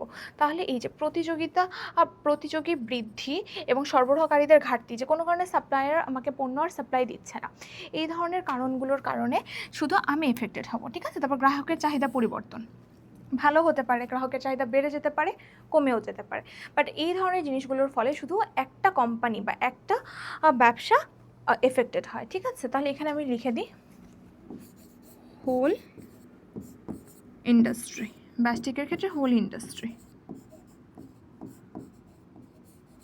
And one company. ওকে, এই এতটুকু জিনিস আসলে মনে রাখলে অনেকটা জিনিসটা সহজ হয়ে যায়, ম্যাক্রো আর মাইক্রোর ব্যাপারটা। আচ্ছা, তারপরে 3 নম্বরে যেটা বলা হয়েছে সেটা হচ্ছে ব্যবসার উপকারিতা। সামষ্টিকের ক্ষেত্রে বৃহত্তর মার্কেট প্রবণতা বুঝে কৌশল তৈরি করা যায়। তো সামষ্টিকের ক্ষেত্রে তুমি সম্পূর্ণ মার্কেটটাকে, টোটাল মার্কেটটাকে কনসিডার করে তারপর আমাদের কি করতে হয় সেটা বুঝে আমরা কৌশল তৈরি করতে পারি। কিন্তু ব্যষ্টিকের ক্ষেত্রে যে স্থানীয় চাহিদা, যে আমি যে মার্কেট আছে সেই মার্কেটের মানুষের চাহিদা কেমন, কি পরিস্থিতি চলছে, মানুষ আমার প্রোডাক্টটা কেন পছন্দ করছে না, এই সকল কিছু নিয়ে সিদ্ধান্ত গ্রহণ করা যায়, ঠিক আছে? তাহলে এই হচ্ছে সামষ্টিক আর ব্যষ্টিক পরিবেশের মধ্যে তুলনা, ঠিক আছে? আচ্ছা, এখন আমরা পরিবেশ সম্পর্কে তো অনেক কিছু জেনে নিলাম, এবার আমরা আমাদের এই চ্যাপ্টারের সবচেয়ে ইম্পর্টেন্ট পার্টে চলে এসেছি, যে ব্যবসায়িক পরিবেশের উপাদান, ঠিক আছে? এটা খুবই ইম্পর্টেন্ট। ব্যবসায় পরিবেশের উপাদানগুলো সম্পর্কে এখন আমরা জানবো। আমাদের সৃজনশীল প্রশ্ন এখান থেকে অনেক আসে, যে মানে কোনো একটা উদ্দীপকে যেটা দিয়ে দিবে, বলবে যেটা কোন পরিবেশ, এই যে এখানে যে এই যে 6টা পরিবেশ আছে, এই 6টা পরিবেশের মধ্যে যে কোনো একটার আন্ডারে সেটা যাবে, ঠিক আছে? এখন দেখো, বলা হচ্ছে যে ব্যবসায়িক পরিবেশের উপাদান, এখন আমরা উপাদানগুলো সম্পর্কে জানবো। ব্যবসায়িক পরিবেশের শক্তি বা উপাদানগুলো সাধারণত বড় ধরনের বাহ্যিক শক্তি, বড় ধরনের বাহ্যিক শক্তি যা ব্যবসায়ের ওপর প্রত্যক্ষভাবে প্রভাব ফেলে, এগুলো অনেক সময় দেশের পরিবেশের সামগ্রিক অবস্থা থেকে উদ্ভূত হয়। ঠিক আছে, তার মানে আমাদের এই ব্যবসায়িক পরিবেশের উপাদানগুলো কি, যে ব্যবসায়িক পরিবেশের যে শক্তি বা উপাদানগুলো, এগুলো কোনো একটা কোনো একটা বাহ্যিক শক্তি বা কোনো বাহিরের কোনো কিছু দ্বারা এফেক্টেড হচ্ছে, সেগুলো হচ্ছে আমাদের প্রত্যক্ষভাবে প্রভাব ফেলে। তাহলে এই যে উপাদানগুলো দেখলে আমরা আসলে বুঝে যাব। যেমন এখানে ব্যবসায়ের পরিবেশের উপাদানগুলোর মধ্যে কী কী পরিবেশ আছে, পরিবেশের কী কী ধরন আছে বা কী কী ভাগ আছে সেটা আমরা দেখব। মোট 6টি ভাগ আছে। প্রথমটা হচ্ছে প্রাকৃতিক পরিবেশ, তারপর হচ্ছে অর্থনৈতিক পরিবেশ, তারপর সামাজিক পরিবেশ, রাজনৈতিক পরিবেশ, প্রযুক্তিগত পরিবেশ এবং আইনগত পরিবেশ। ঠিক আছে, এই 6টা পরিবেশের উপাদান তাহলে কয়টি? এই 6টি উপাদান রয়েছে পরিবেশের, এবং এই 6টি উপাদানের 6টি সম্পর্কে আমাদের খুব ডিটেলসে ভালোভাবে জানতে হবে, কারণ এখান থেকে আমাদের সৃজনশীল প্রশ্ন, এমসিকিউ প্রশ্ন অনেক এসে থাকে। এই উপাদানগুলো একে অপরের সঙ্গে সম্পর্কিত এবং ব্যবসায়ের সফলতা বা ব্যর্থতায় গুরুত্বপূর্ণ ভূমিকা পালন করে থাকে। ঠিক আছে, আমরা এখন শুরু করি। প্রাকৃতিক পরিবেশ দিয়ে আমরা শুরু করি। প্রথমে আমাদের প্রাকৃতিক পরিবেশের সংজ্ঞা দেওয়া আছে, যে প্রাকৃতিক পরিবেশ বলতে এমন উপাদানগুলোকে বোঝায় যা প্রাকৃতিক বা ভৌগোলিক পরিবেশের সঙ্গে সম্পর্কিত। ঠিক আছে, তাহলে প্রাকৃতিক পরিবেশের যে মেইন যে পয়েন্টটা, যে প্রাকৃতিক পরিবেশ বলতে এমন উপাদানগুলোকে বোঝায় যেগুলো প্রাকৃতিক বা ভৌগোলিক পরিবেশ। ভৌগোলিক পরিবেশ মানে কি, যে বাংলাদেশ ভৌগোলিকভাবে কোথায় অবস্থিত, ভৌগোলিকভাবে বাংলাদেশের অবস্থান কোথায়, ভৌগোলিকভাবে বাংলাদেশের অবস্থান কোথায়, এইটা যে সম্পূর্ণ, যে আমরা যদি ম্যাপ দেখে থাকি, তাহলে ম্যাপের মধ্যে আমরা যদি ধরে নিই যে টোটাল বিশ্বের ভৌগোলের মধ্যে বাংলাদেশের অবস্থা যদি ধরে নিই এখানে, তাহলে এটা হচ্ছে বাংলাদেশের ভৌগোলিক অবস্থা। ঠিক আছে, যে সম্পূর্ণ বিশ্বের মধ্যে বাংলাদেশ কোথায় অবস্থান করে। এখানে এটার মধ্যে কি কি আছে, এটার মধ্যে আছে ভূ প্রকৃতি, জলবায়ু, মৌসুমী অবস্থা, প্রাকৃতিক দুর্যোগ। এই সব কিছু মিলিয়ে আমাদের যে পরিবেশটা, সেটাকে আমরা কি বলবো? প্রাকৃতিক পরিবেশ। উদাহরণ দেওয়া হচ্ছে বন্যা বা খরার কারণে কৃষি ব্যবসার ক্ষতি হতে পারে। এছাড়া প্রাকৃতিক বিপর্যয়ের কারণে রাস্তাঘাট, যোগাযোগ ব্যবস্থা ক্ষতিগ্রস্ত হতে পারে এবং পণ্য সরবরাহে বাধা আসতে পারে। তার মানে আমরা যেটা বুঝতে পারছি, যে প্রাকৃতিক পরিবেশটা মেইনলি যেটার সাথে আমাদের সরাসরি জড়িত, সেটা হচ্ছে প্রকৃতির সাথে। যে প্রকৃতি কীরকম, ভূপ্রকৃতি কীরকম, আবহাওয়া কীরকম, জলবায়ু কীরকম, এগুলোর ওপরে প্রকৃতির উপরে ডিরেক্টলি যে উপাদান প্রভাব বিস্তার করছে, ডিরেক্টলি যে উপাদানগুলো প্রকৃতির উপাদান, সেগুলো নিয়ে যে পরিবেশটা গঠিত হচ্ছে, সেটাই কি আমাদের প্রাকৃতিক পরিবেশ। প্রাকৃতিক পরিবেশের উপাদানগুলো যদি তোমরা দেখো, ভূপ্রকৃতির মধ্যে কি কি আছে? ভূমির গঠন, যে বাংলাদেশের ভূমির গঠন কীরকম, পাহাড়ের সংখ্যা কীরকম, মালভূমি কতগুলো, উপত্যকা কতগুলো, এগুলো। তারপর মৃত্তিকা হচ্ছে যে মাটির কী অবস্থা, যে সারফেসের কী অবস্থা, যে ভূমি কি উঁচু নিচু নাকি সমতল ভূমি বেশি, নদী এবং পাহাড়ের অবস্থান কীরকম, যে কত নদী আছে, কত পাহাড় আছে, সেগুলোর অবস্থান কীরকম, এগুলোর ওপর নির্ভর করে। তারপরে দেখো আমাদের নেক্সট আছে জলবায়ু। জলবায়ুর ক্ষেত্রে গ্রীষ্মকাল, বর্ষাকাল, শীতকাল। ঠিক আছে, যেমন বাংলাদেশের যে ক্ষেত্রে আমরা জানি যে বাংলাদেশের ষড় ঋতুর দেশ, বাংলাদেশের 6টি ঋতুই আছে। যদিও এখন আসলে বাংলাদেশের 6টি ঋতু খুব সুন্দরভাবে আর উপভোগ করা যায় না, ফিল করা যায় না, মনে হয় যে বাংলাদেশে ওই 3টা ঋতুই দেখা যাচ্ছে, যে গ্রীষ্ম, বর্ষা এবং শীত। তাহলে প্রাকৃতিক পরিবেশ, এটা আসলে বোঝাটা খুবই সহজ, যে প্রকৃতির পরিবেশ, প্রকৃতির উপাদানগুলো নিয়ে যে পরিবেশটা গঠিত হচ্ছে, সেটাই হচ্ছে প্রাকৃতিক পরিবেশ। এখন আমরা প্রাকৃতিক পরিবেশে দেখো আরও এই যে এখানে যে আমরা যেটা পড়ছিলাম না, ভূপ্রকৃতি, মৃত্তিকা, জলবায়ু, এটা আরেকটু এগুলোরই পরে আরও কিছু দেওয়া হচ্ছে, যেমন সাগর ও নদ নদী, যে সমুদ্র এবং নদী, তাদের প্রভাব, যেমন জলজ পরিবেশের উপরে পরিবেশের উপকারিতা, যে নদী, এদের প্রভাব। ঠিক আছে, এদের প্রভাবটা কেমন, যেমন এখানে উদাহরণ দেওয়া হচ্ছে, যেমন জলজ পরিবেশের উপকারিতা, যে জলজ পরিবেশ, যে বাংলাদেশ যেরকম নদীমাতৃক দেশ, বাংলাদেশে অনেক নদী আছে, বাংলাদেশের এই জন্য বাংলাদেশে নদী অনেক বেশি থাকার কারণে মাছ অনেক বেশি, আমরা বলা হয় যে মাছে ভাতে বাঙালি। ঠিক আছে, তাহলে এই যে সাগর ও নদ নদী, বাংলাদেশে মিঠা পানি অনেক আছে, সমুদ্রের পাশাপাশি মিঠা পানি আছে বাংলাদেশের। টোটাল বলা হয় যে 4 ভাগে 3 ভাগই জল, 1 ভাগ স্থল, তার মানে বাংলাদেশে অনেক নদী রয়েছে এবং জলজ পরিবেশ অনেক রয়েছে। তারপর বলা হচ্ছে বনানী, বনভূমি, বন্যপ্রাণী, যা পরিবেশের ভারসাম্য রক্ষায় গুরুত্বপূর্ণ ভূমিকা রাখে। তারপর প্রাকৃতিক সম্পদের ক্ষেত্রে, যে মাটির নিচে যে সম্পদগুলো থাকে, যেমন খনিজ, কৃষজ, জল, তেল, গ্যাস, এগুলো কি প্রাকৃতিক সম্পদ। তারপর দেশীয় অবস্থান, যে একটি দেশের ভূ অবস্থান, যেখানে তা বিশ্বের অন্যান্য দেশ থেকে প্রাকৃতিক সুবিধা বা ক্ষতির সম্মুখীন হতে পারে, যে দেশটা কোথায় অবস্থিত, কোন জায়গায় অবস্থিত, সেটার উপর নির্ভর করে।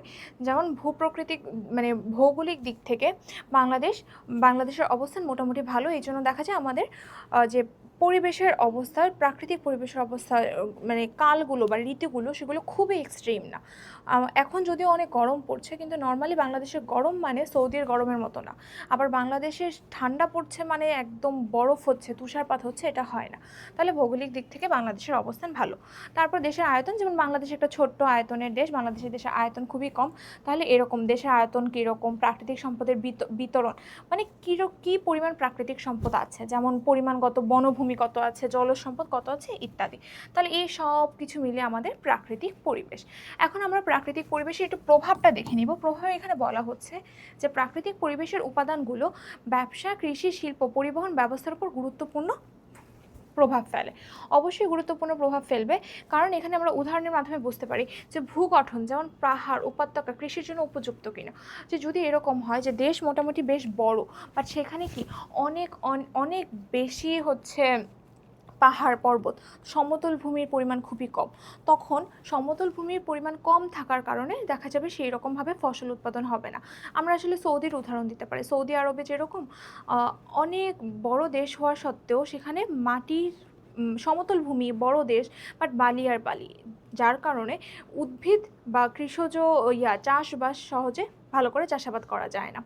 তাহলে এরকমভাবে সেদিক থেকে বাংলাদেশের ভূগঠন খুবই ভালো, বাংলাদেশ চাষাবাদের জন্য উপযোগী, বাংলাদেশের কৃষিজ পণ্যগুলো খুব ভালোভাবে উৎপাদিত হয়। তারপর বলা হচ্ছে যে ব্যবসার জন্য কি পরিবহন ব্যবস্থা সহজ হবে তা নির্ধারণ করে। ঠিক আছে, তাহলে এই যে যদি অনেক পাহাড়ি দেশ থাকে, তাহলে সেই পাহাড়ি দেশের মধ্যে পাহাড় কেটে রাস্তা বানানোটা ডিফিকাল্ট হয়, ওখানে পরিবহন ব্যবস্থা খুবই মানে জটিল হয়। যেমন আমরা যদি বাংলাদেশের সাজেকের কথা চিন্তা করে দেখি, সাজেকের যেরকম মানুষ যখন ঘুরতে যায় সাজেকে পাহাড়ের উপরে একটা জায়গায় বা স্থানে হচ্ছে সাজেকে যাওয়া হয়।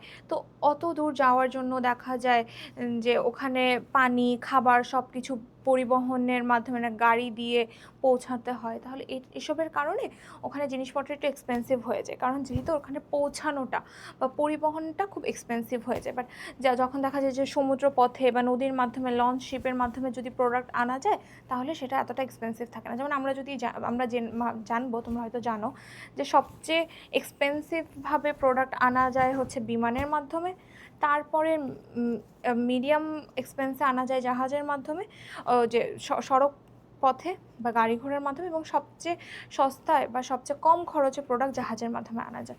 তাহলে এইভাবে যে পরিবহনটাও কি ব্যবসার ক্ষেত্রে যে মানে যদি নদীই না থাকে, সমুদ্রই না থাকে, তাহলে তো জাহাজের মাধ্যমে প্রোডাক্ট সহজে আনা যায় না। পাহাড়ি দেশ যদি থাকে, তখন পরিবহনের জন্য এর সড়ক পথ বা হচ্ছে বিমান, এগুলো একমাত্র উপায় থাকে।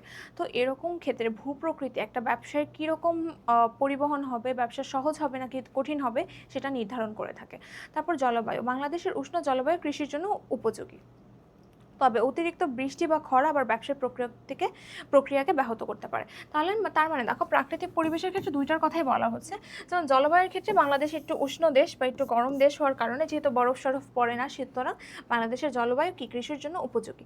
কিন্তু আবার যদি বাংলাদেশে অতিবৃষ্টি হয়ে যায়, যে বৃষ্টি বেশি হচ্ছে, এটাও দেশের জন্য খারাপ, আবার হচ্ছে একদম খরা হয়ে যাচ্ছে, অতিবৃষ্টিটাও খারাপ, খরাটাও খারাপ, এগুলো আবার কি ব্যবসার প্রক্রিয়াকে ব্যাহত করতে পারে। আচ্ছা, তারপরে আমরা এখানে আবার দেখি যে বাংলাদেশের প্রাকৃতিক পরিবেশ অনুকূল। হ্যাঁ, বাংলাদেশের প্রাকৃতিক পরিবেশ কেমন? বাংলাদেশের প্রাকৃতিক পরিবেশ অনুকূল, মানে এটা কি অনুকূলের ক্ষেত্রে কি পজিটিভ।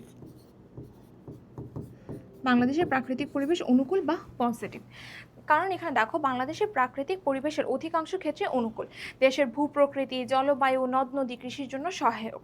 তবে দেশের আঞ্চলিক ক্ষতি, যেমন বন্যা, খরা, বাংলাদেশের বন্যা কিন্তু খুব ভালোই হয়, ঠিক আছে, এই জন্য বলা হচ্ছে যে বন্যা, খরা ব্যবসা ও কৃষির উপর প্রভাব ফেলতে পারে। ওকে, আবার কিছু উল্লেখযোগ্য সুবিধা এখানে বলা হচ্ছে যে বাংলাদেশের বড় নদী, মহাসাগরের আশেপাশে কৃষির উৎপাদন প্রচুর। বাংলাদেশ নদীমাতৃক দেশ এবং এখানে নদী, সমুদ্র ভালোই আছে। তো যার কারণে তার আশেপাশের এরিয়াতে পলি মাটি থাকে, ঠিক আছে। যে দেশে অনেক নদী থাকে, সমুদ্র থাকে, সেই দেশের মাটিগুলো মানে পলি মাটি থাকে, যেগুলো খুব ভালো মানে চাষের ক্ষেত্রে বা কৃষি উৎপাদনের ক্ষেত্রে। তো এই জন্য বাংলাদেশে নদী বা মহাসাগরের আশেপাশে কৃষির উৎপাদন প্রচুর, এবং এখানে বিভিন্ন ধরনের কৃষিজ উৎপাদনে সাফল্য পাওয়ার সম্ভাবনা অনেক বেশি। ওকে, তাহলে বাংলাদেশের ব্যবসায়িক পরিবেশ কীরকম? প্রাকৃতিক পরিবেশটা অনুকূল। আচ্ছা, 1 নম্বরে আমরা প্রাকৃতিক পরিবেশ পড়েছি, এখন আমরা 2 নম্বরে যেটা পড়বো সেটা হচ্ছে অর্থনৈতিক পরিবেশ। 1 নম্বরে প্রাকৃতিক পরিবেশ ছিল, এটা আমরা 2 নম্বরে পড়ছি অর্থনৈতিক পরিবেশ। প্রথমে আমরা সংজ্ঞা দেখে নিই যে অর্থনৈতিক পরিবেশ বলতে একটি দেশের অর্থনৈতিক অবস্থা, জনগণের আয়ের হার, বাজারের অবস্থা ইত্যাদিকে বোঝানো হয়ে থাকে। একটি ব্যবসা মানে অর্থনৈতিক পরিবেশ বলতে কী বোঝায়? অর্থনৈতিক পরিবেশ বলতে হচ্ছে ব্যবসার অর্থনীতিটাকে মেইনলি ফোকাস দেওয়া হবে, অর্থনীতি সম্পর্কে বলা হবে। তাহলে অর্থনৈতিক অবস্থা, যে দেশের অর্থনৈতিক অবস্থা কীরকম, দেশ কি মোটামুটি রিচ কান্ট্রি নাকি হচ্ছে medium country, develop country, developing country, কীরকম অর্থনৈতিক অবস্থা কীরকম। তারপর হচ্ছে জনগণের আয়ের স্তর, ব্যবসায় অবস্থা ইত্যাদিকে বলছিলাম যে ব্যবসায় নীতি, উৎপাদন, খরচ এবং মুনাফার ক্ষেত্রে প্রভাব ফেলে। অর্থনৈতিক পরিবেশ সরাসরি ব্যবসায় অর্থনৈতিক যে ব্যাপারগুলো সেখানে সরাসরি প্রভাব ফেলে থাকে। উদাহরণ দেওয়া আছে উচ্চ মুদ্রাস্ফীতি, যে ইনফ্লেশন অনেক কম। মুনাফা আবার হচ্ছে দেওয়া আছে যে কম মুনাফা, বেশি ঋণ গ্রহণের ফলে ব্যবসার কৌশল ও পরিকল্পনায় বড় ধরনের পরিবর্তন আসতে পারে। যে একটা দেশের ইনফ্লেশন কেমন, সেখানে মুনাফা করার সুবিধা বা চান্স কীরকম, সেখানে ঋণ কি সহজে পাওয়া যাচ্ছে নাকি ঋণ সহজে পাওয়া যাচ্ছে না, এই সব কিছুর উপর নির্ভর করে যে ব্যবসা কিভাবে পরিচালনা হবে, ব্যবসায় কী কী কৌশল গ্রহণ করা হবে, কী কী পরিকল্পনা গ্রহণ করা হবে, সেটা এই ধরনের জিনিসের উপর নির্ভর করে এবং এইসবের কারণেই বড় ধরনের পরিবর্তন সেখানে আসতে পারে। এই জন্য কি অর্থনৈতিক পরিবেশটা খুব গুরুত্বপূর্ণ, কারণ অর্থনৈতিক পরিবেশ একটা ব্যবসাকে খুব সরাসরি বা ডিরেক্টলি এফেক্ট করে থাকে। অর্থনৈতিক পরিবেশের কিছু উপাদান সম্পর্কে এখন আমরা জানবো। প্রথম উপাদানটা হচ্ছে এখানে আইন হবে না, এখানে হবে আয়। আয় ও সঞ্চয় মানে হচ্ছে income and savings, income and savings. Okay, আচ্ছা, তাহলে প্রথম যেটা বলা হচ্ছে যে জনগণের আয়ের স্তর এবং তাদের সঞ্চয়ের প্রবণতা, যে মানুষ কী পরিমাণ আয় করে এবং কী পরিমাণ সঞ্চয় করে। আইন এবং সঞ্চয় দুইটাই অর্থনৈতিক পরিবেশের মধ্যে যাবে। আমরা যদি একটু উদাহরণের মাধ্যমে বুঝি, ধরি কোনো একটা দেশের মানুষের ইনকাম হচ্ছে, আমরা ধরে নিই, আচ্ছা খুব কম করে আমরা ধরি যে একজন ধরে 500 টাকা ইনকাম করছে। 500 টাকা ইনকাম করার পরে যে দেশের মানুষের সঞ্চয় প্রবণতা বেশি, বাংলাদেশের মানুষের কিন্তু সঞ্চয় প্রবণতা আসলেই বেশি। দেখা যায় আমরা যদি ওয়েস্টার্ন বা ইউরোপিয়ান কান্ট্রিগুলোর ক্ষেত্রে চিন্তা করে দেখি, তাদের সঞ্চয় প্রবণতা খুব কম। তারা যে পরিমাণ ইনকাম করে তারা মানে তাদের ইনকামের পুরোটা বা অধিকাংশই খরচ বা এক্সপেন্স করে ফেলে, তাদের সঞ্চয় প্রবণতা কম। তাহলে এই যে আমরা ধরে নিই যে বাংলাদেশের কথা চিন্তা করি, যে বাংলাদেশের মানুষ যদি 500 টাকা ইনকাম করে, সে চায় তার মধ্যে সেভিংসও করতে। দেখা যাবে 500 টাকা ইনকাম করলে সে 50 টাকা সেভিংস করলো, ঠিক আছে। তাহলে এই যে 500 টাকার মধ্যে 50 টাকা সেভিংস আর 450 টাকা তার এক্সপেন্ডিচার। কোনো একটা দেশের মানুষ যদি আয়ের স্তরের সাথে তুলনা করে যদি তাদের সঞ্চয় প্রবণতা বেশি থাকলে একদিক থেকে ভালো, যে সঞ্চয় প্রবণতা বেশি থাকলে এই যে 50-50 করে জমাতে জমাতে মূলধন গঠিত হয়, মূলধন গঠন।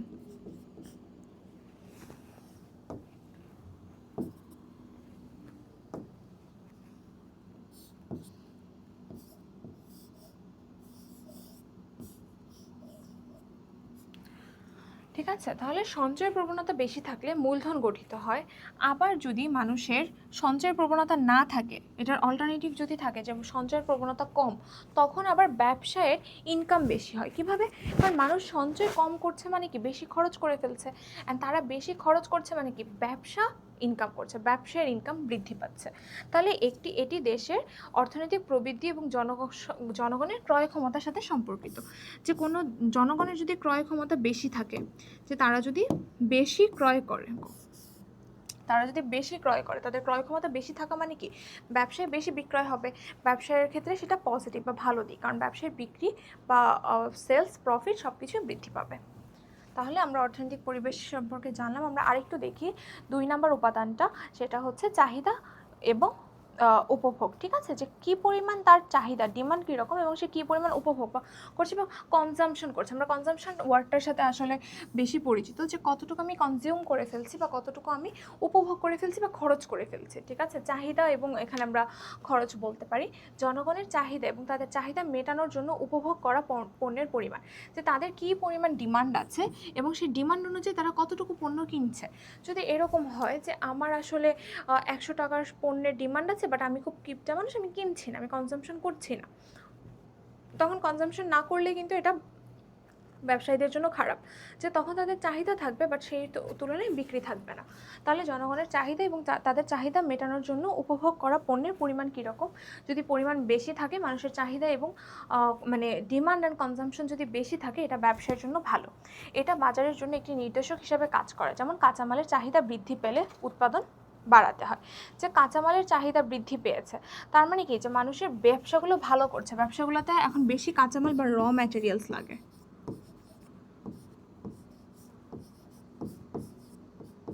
কাঁচামাল বা বেশি পরিমাণ র ম্যাটেরিয়ালস লাগে, বেশি পরিমাণ কাঁচামাল বা র ম্যাটেরিয়ালস লাগে মানে তাদের এখানে উৎপাদন বাড়াতে হবে। ঠিক আছে, উৎপাদন, আচ্ছা এটাও লিখে দিই, উৎপাদন হচ্ছে প্রোডাকশন।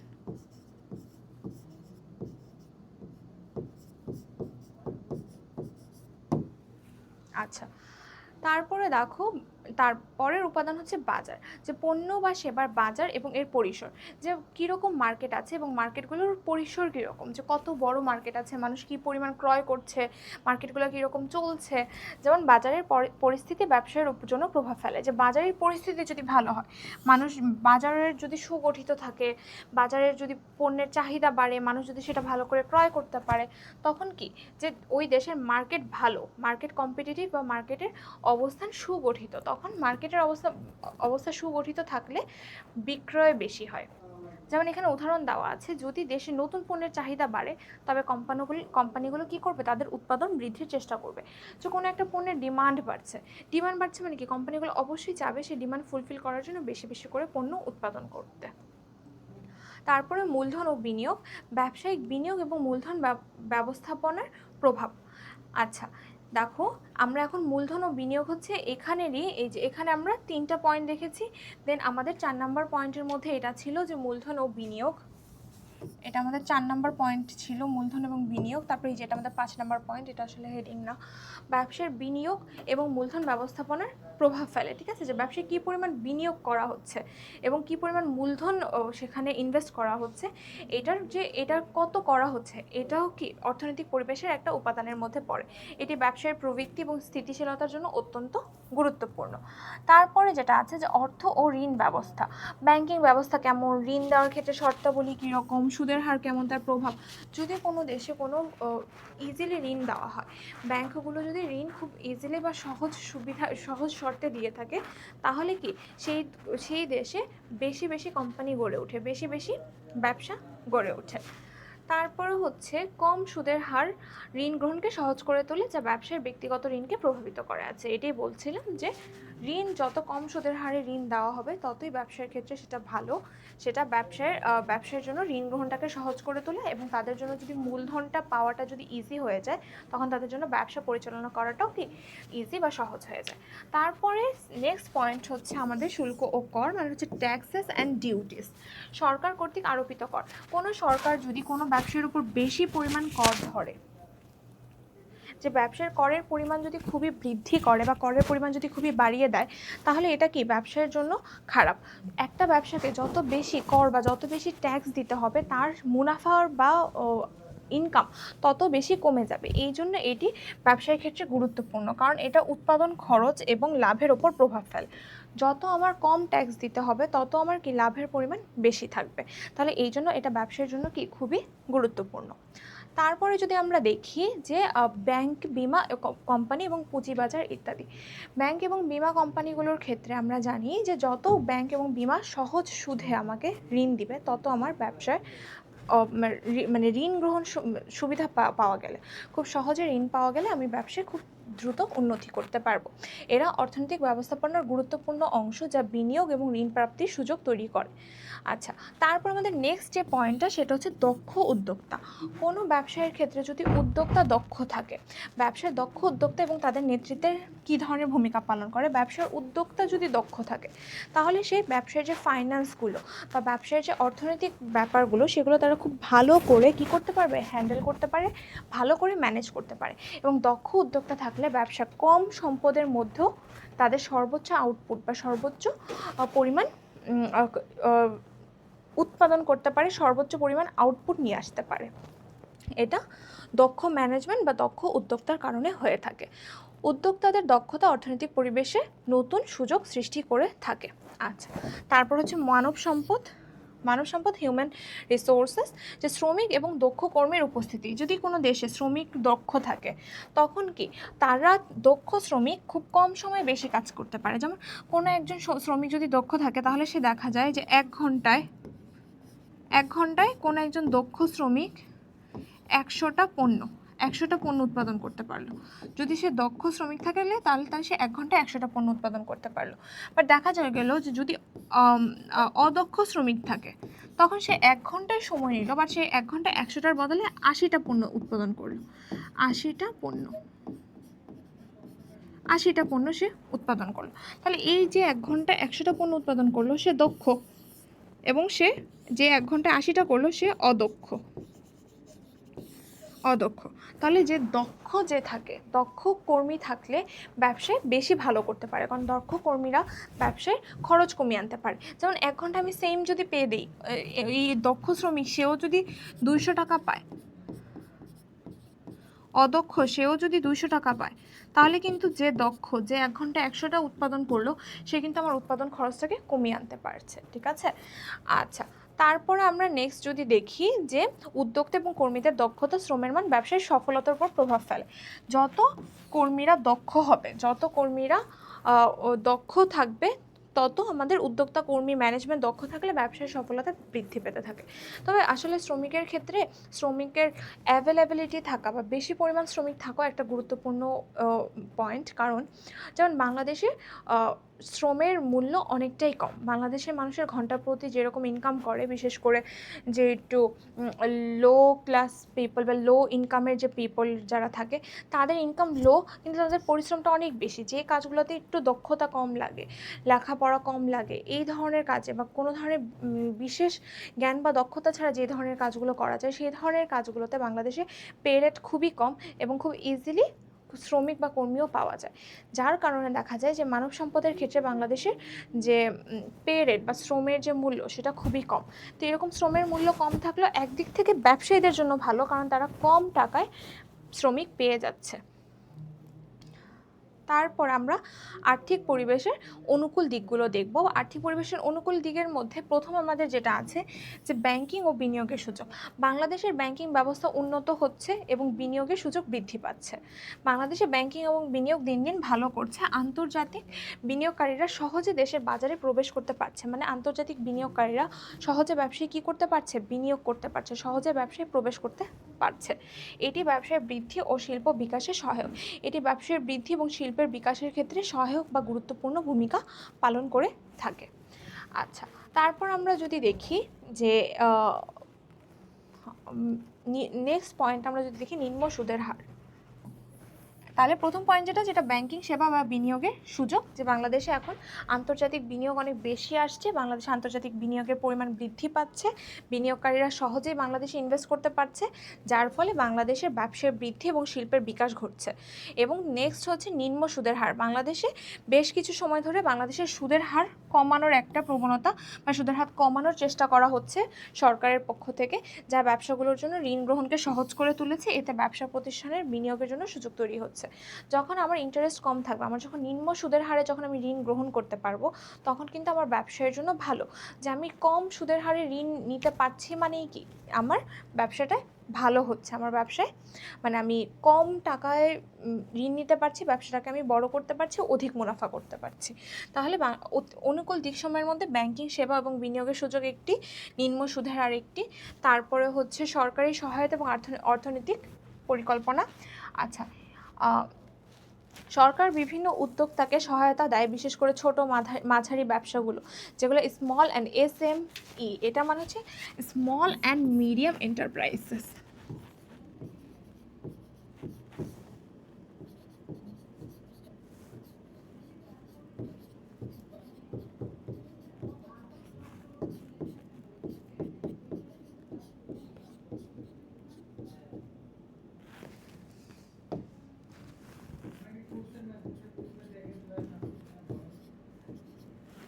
ঠিক আছে, তাহলে এই হচ্ছে এই হচ্ছে এসএমইর ফুল ফর্ম, যে স্মল অ্যান্ড মিডিয়াম এন্টারপ্রাইজেস। তাহলে সরকার বিভিন্ন উদ্যোক্তাকে সহায়তা দেয়, বিশেষ করে ছোট বা মাঝারি ব্যবসা যেগুলো আছে সেগুলোর উন্নতি করার জন্য। তারপরে হচ্ছে সরকারি নীতিমালা এবং উন্নয়ন প্রকল্পগুলোর মাধ্যমে নতুন ব্যবসায়িক সুযোগ তৈরি হচ্ছে। তাহলে এটাও কি, এটা ব্যবসার অনুকূল দিকের আরেকটি পয়েন্ট। তারপর বাংলাদেশের অর্থনীতি বৃদ্ধি পাচ্ছে এবং এটা ব্যবসার জন্য অনুকূল পরিবেশ সৃষ্টি করছে। যে বাংলাদেশে ধীরে ধীরে বাংলাদেশের অর্থনীতি বৃদ্ধি পাচ্ছে, অর্থনৈতিক অবস্থা ভালো হচ্ছে, বাংলাদেশের জিডিপি গ্রোথ হচ্ছে, যেটাই বাংলাদেশের ব্যবসার জন্য কি ভালো, বা এটা অনুকূল পরিবেশ সৃষ্টি করছে। এবং দেশীয় বাজারে চাহিদা বৃদ্ধির ফলে, যে দেশীয় বাজারে মানুষের চাহিদা বা ডিমান্ড বাড়ছে মানে কি, মানুষ বেশি বেশি পণ্য ক্রয় করতে চাচ্ছে, এবং ডিমান্ড বৃদ্ধি পাওয়ার কারণে ব্যবসায়ীদের সেলও বৃদ্ধি পাচ্ছে। তার মানে এটা ব্যবসার জন্য ভালো বা অনুকূল পরিবেশ তৈরি করছে।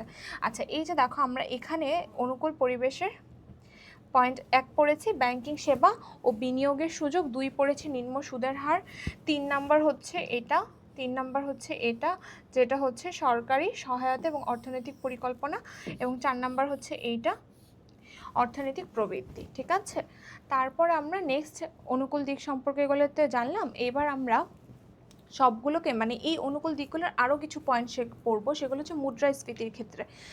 না, এটা আসলে এখানে অনুকূল দিক,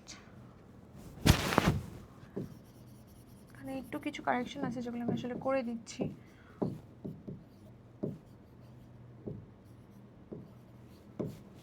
ঠিক আছে, আমরা এতক্ষণ অনুকূল দিক জেনেছি, যে এই 4টা পয়েন্ট পর্যন্ত আমাদের অনুকূল দিক ছিল। এখন আমরা যেগুলো জানছি এগুলো হচ্ছে প্রতিকূল দিক। তাহলে প্রতিকূল দিকের প্রথম যেটা আছে সেটা হচ্ছে ইনফ্লেশন বা মুদ্রাস্ফীতি। বাংলাদেশের মুদ্রাস্ফীতির হার মাঝে মাঝে অনেক বেশি থাকে, যেটা এখন হচ্ছে, ইদানিংও বাংলাদেশে কি মুদ্রাস্ফীতির হার অনেক বেশি।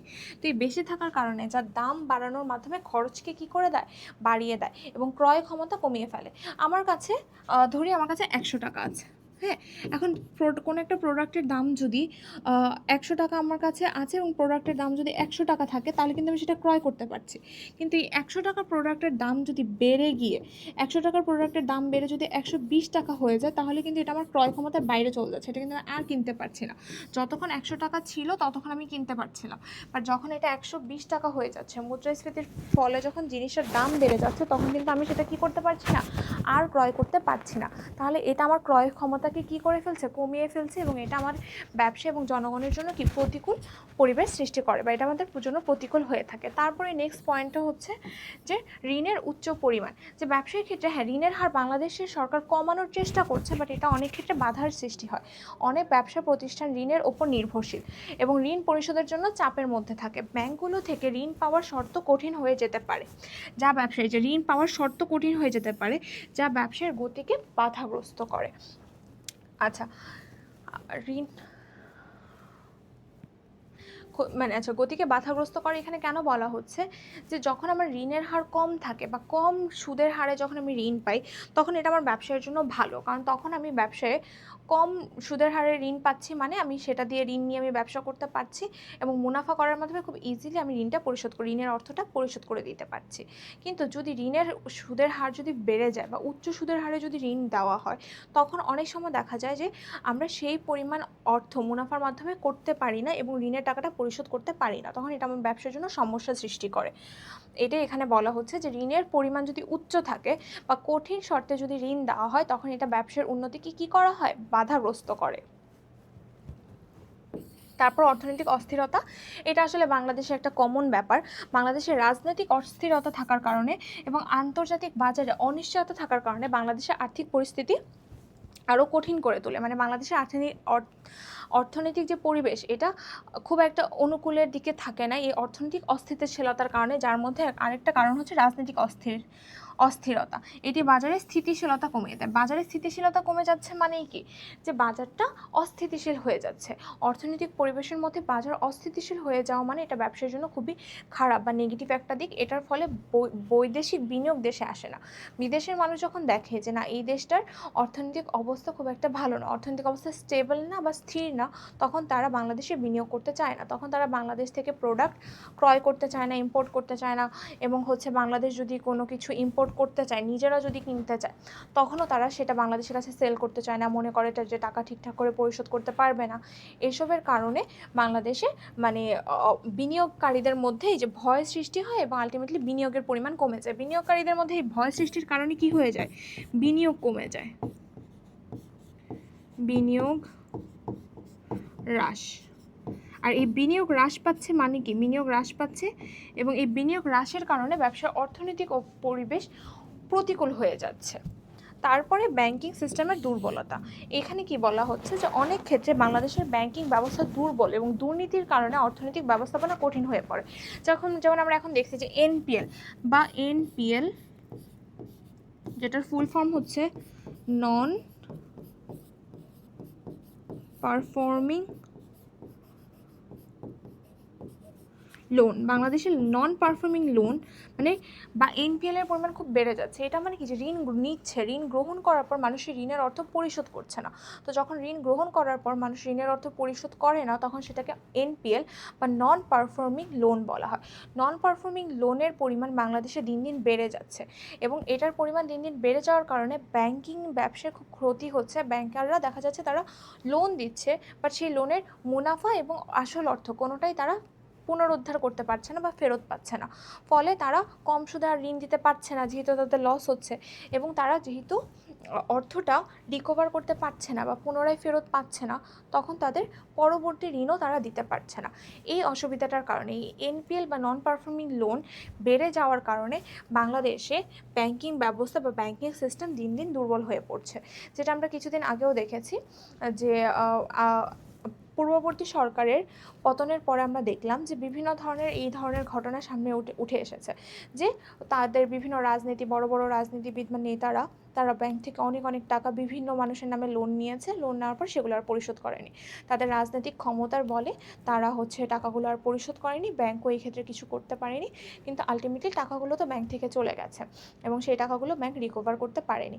ফলে তাদের যে মূলধনের, ব্যাংকের যে মূলধনের উপর, ব্যাংকের যে অর্থ বা সঞ্চয়, সেটার উপর এফেক্ট ফেলে, যার কারণে এই সাধারণ ব্যবসায়ীরা ক্ষতিগ্রস্ত হয়। কারণ তারা ঋণ নিতে পারে না, তারা ঋণ নিতে গেলে ব্যাংকের কাছে অর্থের সংকট থাকে এবং যদি ঋণ দেওয়াও হয় তাও উচ্চ সুদের হারে দেওয়া হয়, যেটা ব্যাংকিং ব্যবসাকে দিনে দিনে দুর্বল করে এবং ব্যবসায়ীদের জন্য ব্যাংক থেকে ঋণ পাওয়াটা কঠিন করে তোলে। আচ্ছা, তারপর আমরা এখন একটা ছোট্ট সামারাইজভাবে, এখন আমরা যা পড়লাম এতক্ষণ ডিটেলসে পড়েছি, এটাকে সামারাইজভাবে বাংলাদেশের আর্থিক পরিবেশ নিয়ে বাংলাদেশের আর্থিক পরিবেশের অনুকূল দিক এবং প্রতিকূল দিকগুলো এখানে তুলে ধরা হয়েছে।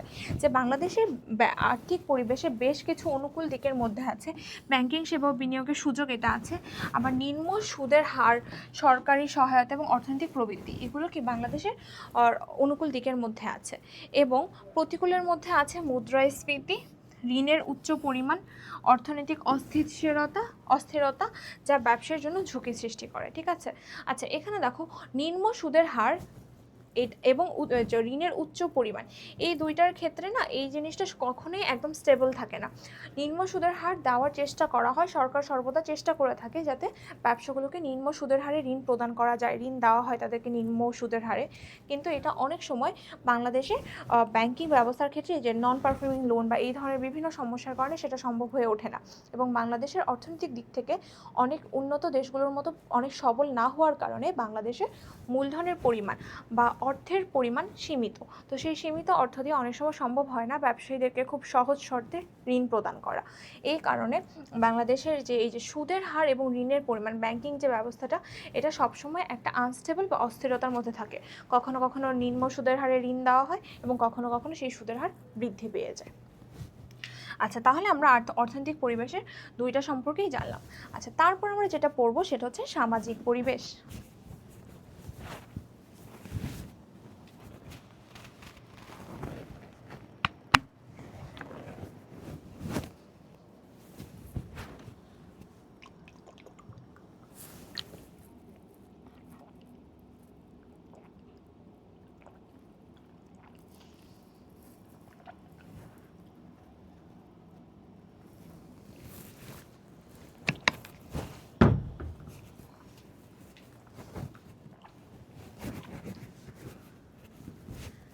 আচ্ছা, তাহলে এখন আমরা সামাজিক পরিবেশটা শুরু করি। সামাজিক পরিবেশে এখানে যেটা বলা হচ্ছে যে এটি মানুষের জীবনযাত্রার মান, ধর্মীয় বিশ্বাস, শিক্ষা, সংস্কৃতি ইত্যাদি নিয়ে গঠিত। তার মানে একটা দেশের সমাজ বা সমাজের মানুষগুলো কীরকম সেটা নিয়েই মানে বোঝা যায় বা তৈরি হয় সামাজিক পরিবেশ। বোঝা যায় যে সামাজিক পরিবেশটা কীরকম। আমরা যদি এখানে দেখি যে একটি মানুষের জীবনযাত্রার মান কীরকম, ধর্মীয় বিশ্বাস, শিক্ষা, সংস্কৃতি এগুলো কীরকম, সেটা নিয়ে বোঝা যায় যে সামাজিক পরিবেশ কীরকম। উদাহরণ দেওয়া আছে যে সামাজিক মূল্যবোধের পরিবর্তন হলে ব্যবসার কৌশলও পরিবর্তন হতে পারে। যে কোনো সামাজিক মূল্যবোধ বা সমাজের মানুষ কী মনে করে, সমাজের মানুষ কী থিঙ্ক করে, সমাজের মানুষ কী চায়, এগুলো যদি চেঞ্জ হয় তখন ব্যবসার কৌশলও চেঞ্জ হয়ে যায়, ব্যবসার পরিবেশটাও চেঞ্জ হয়ে যায়।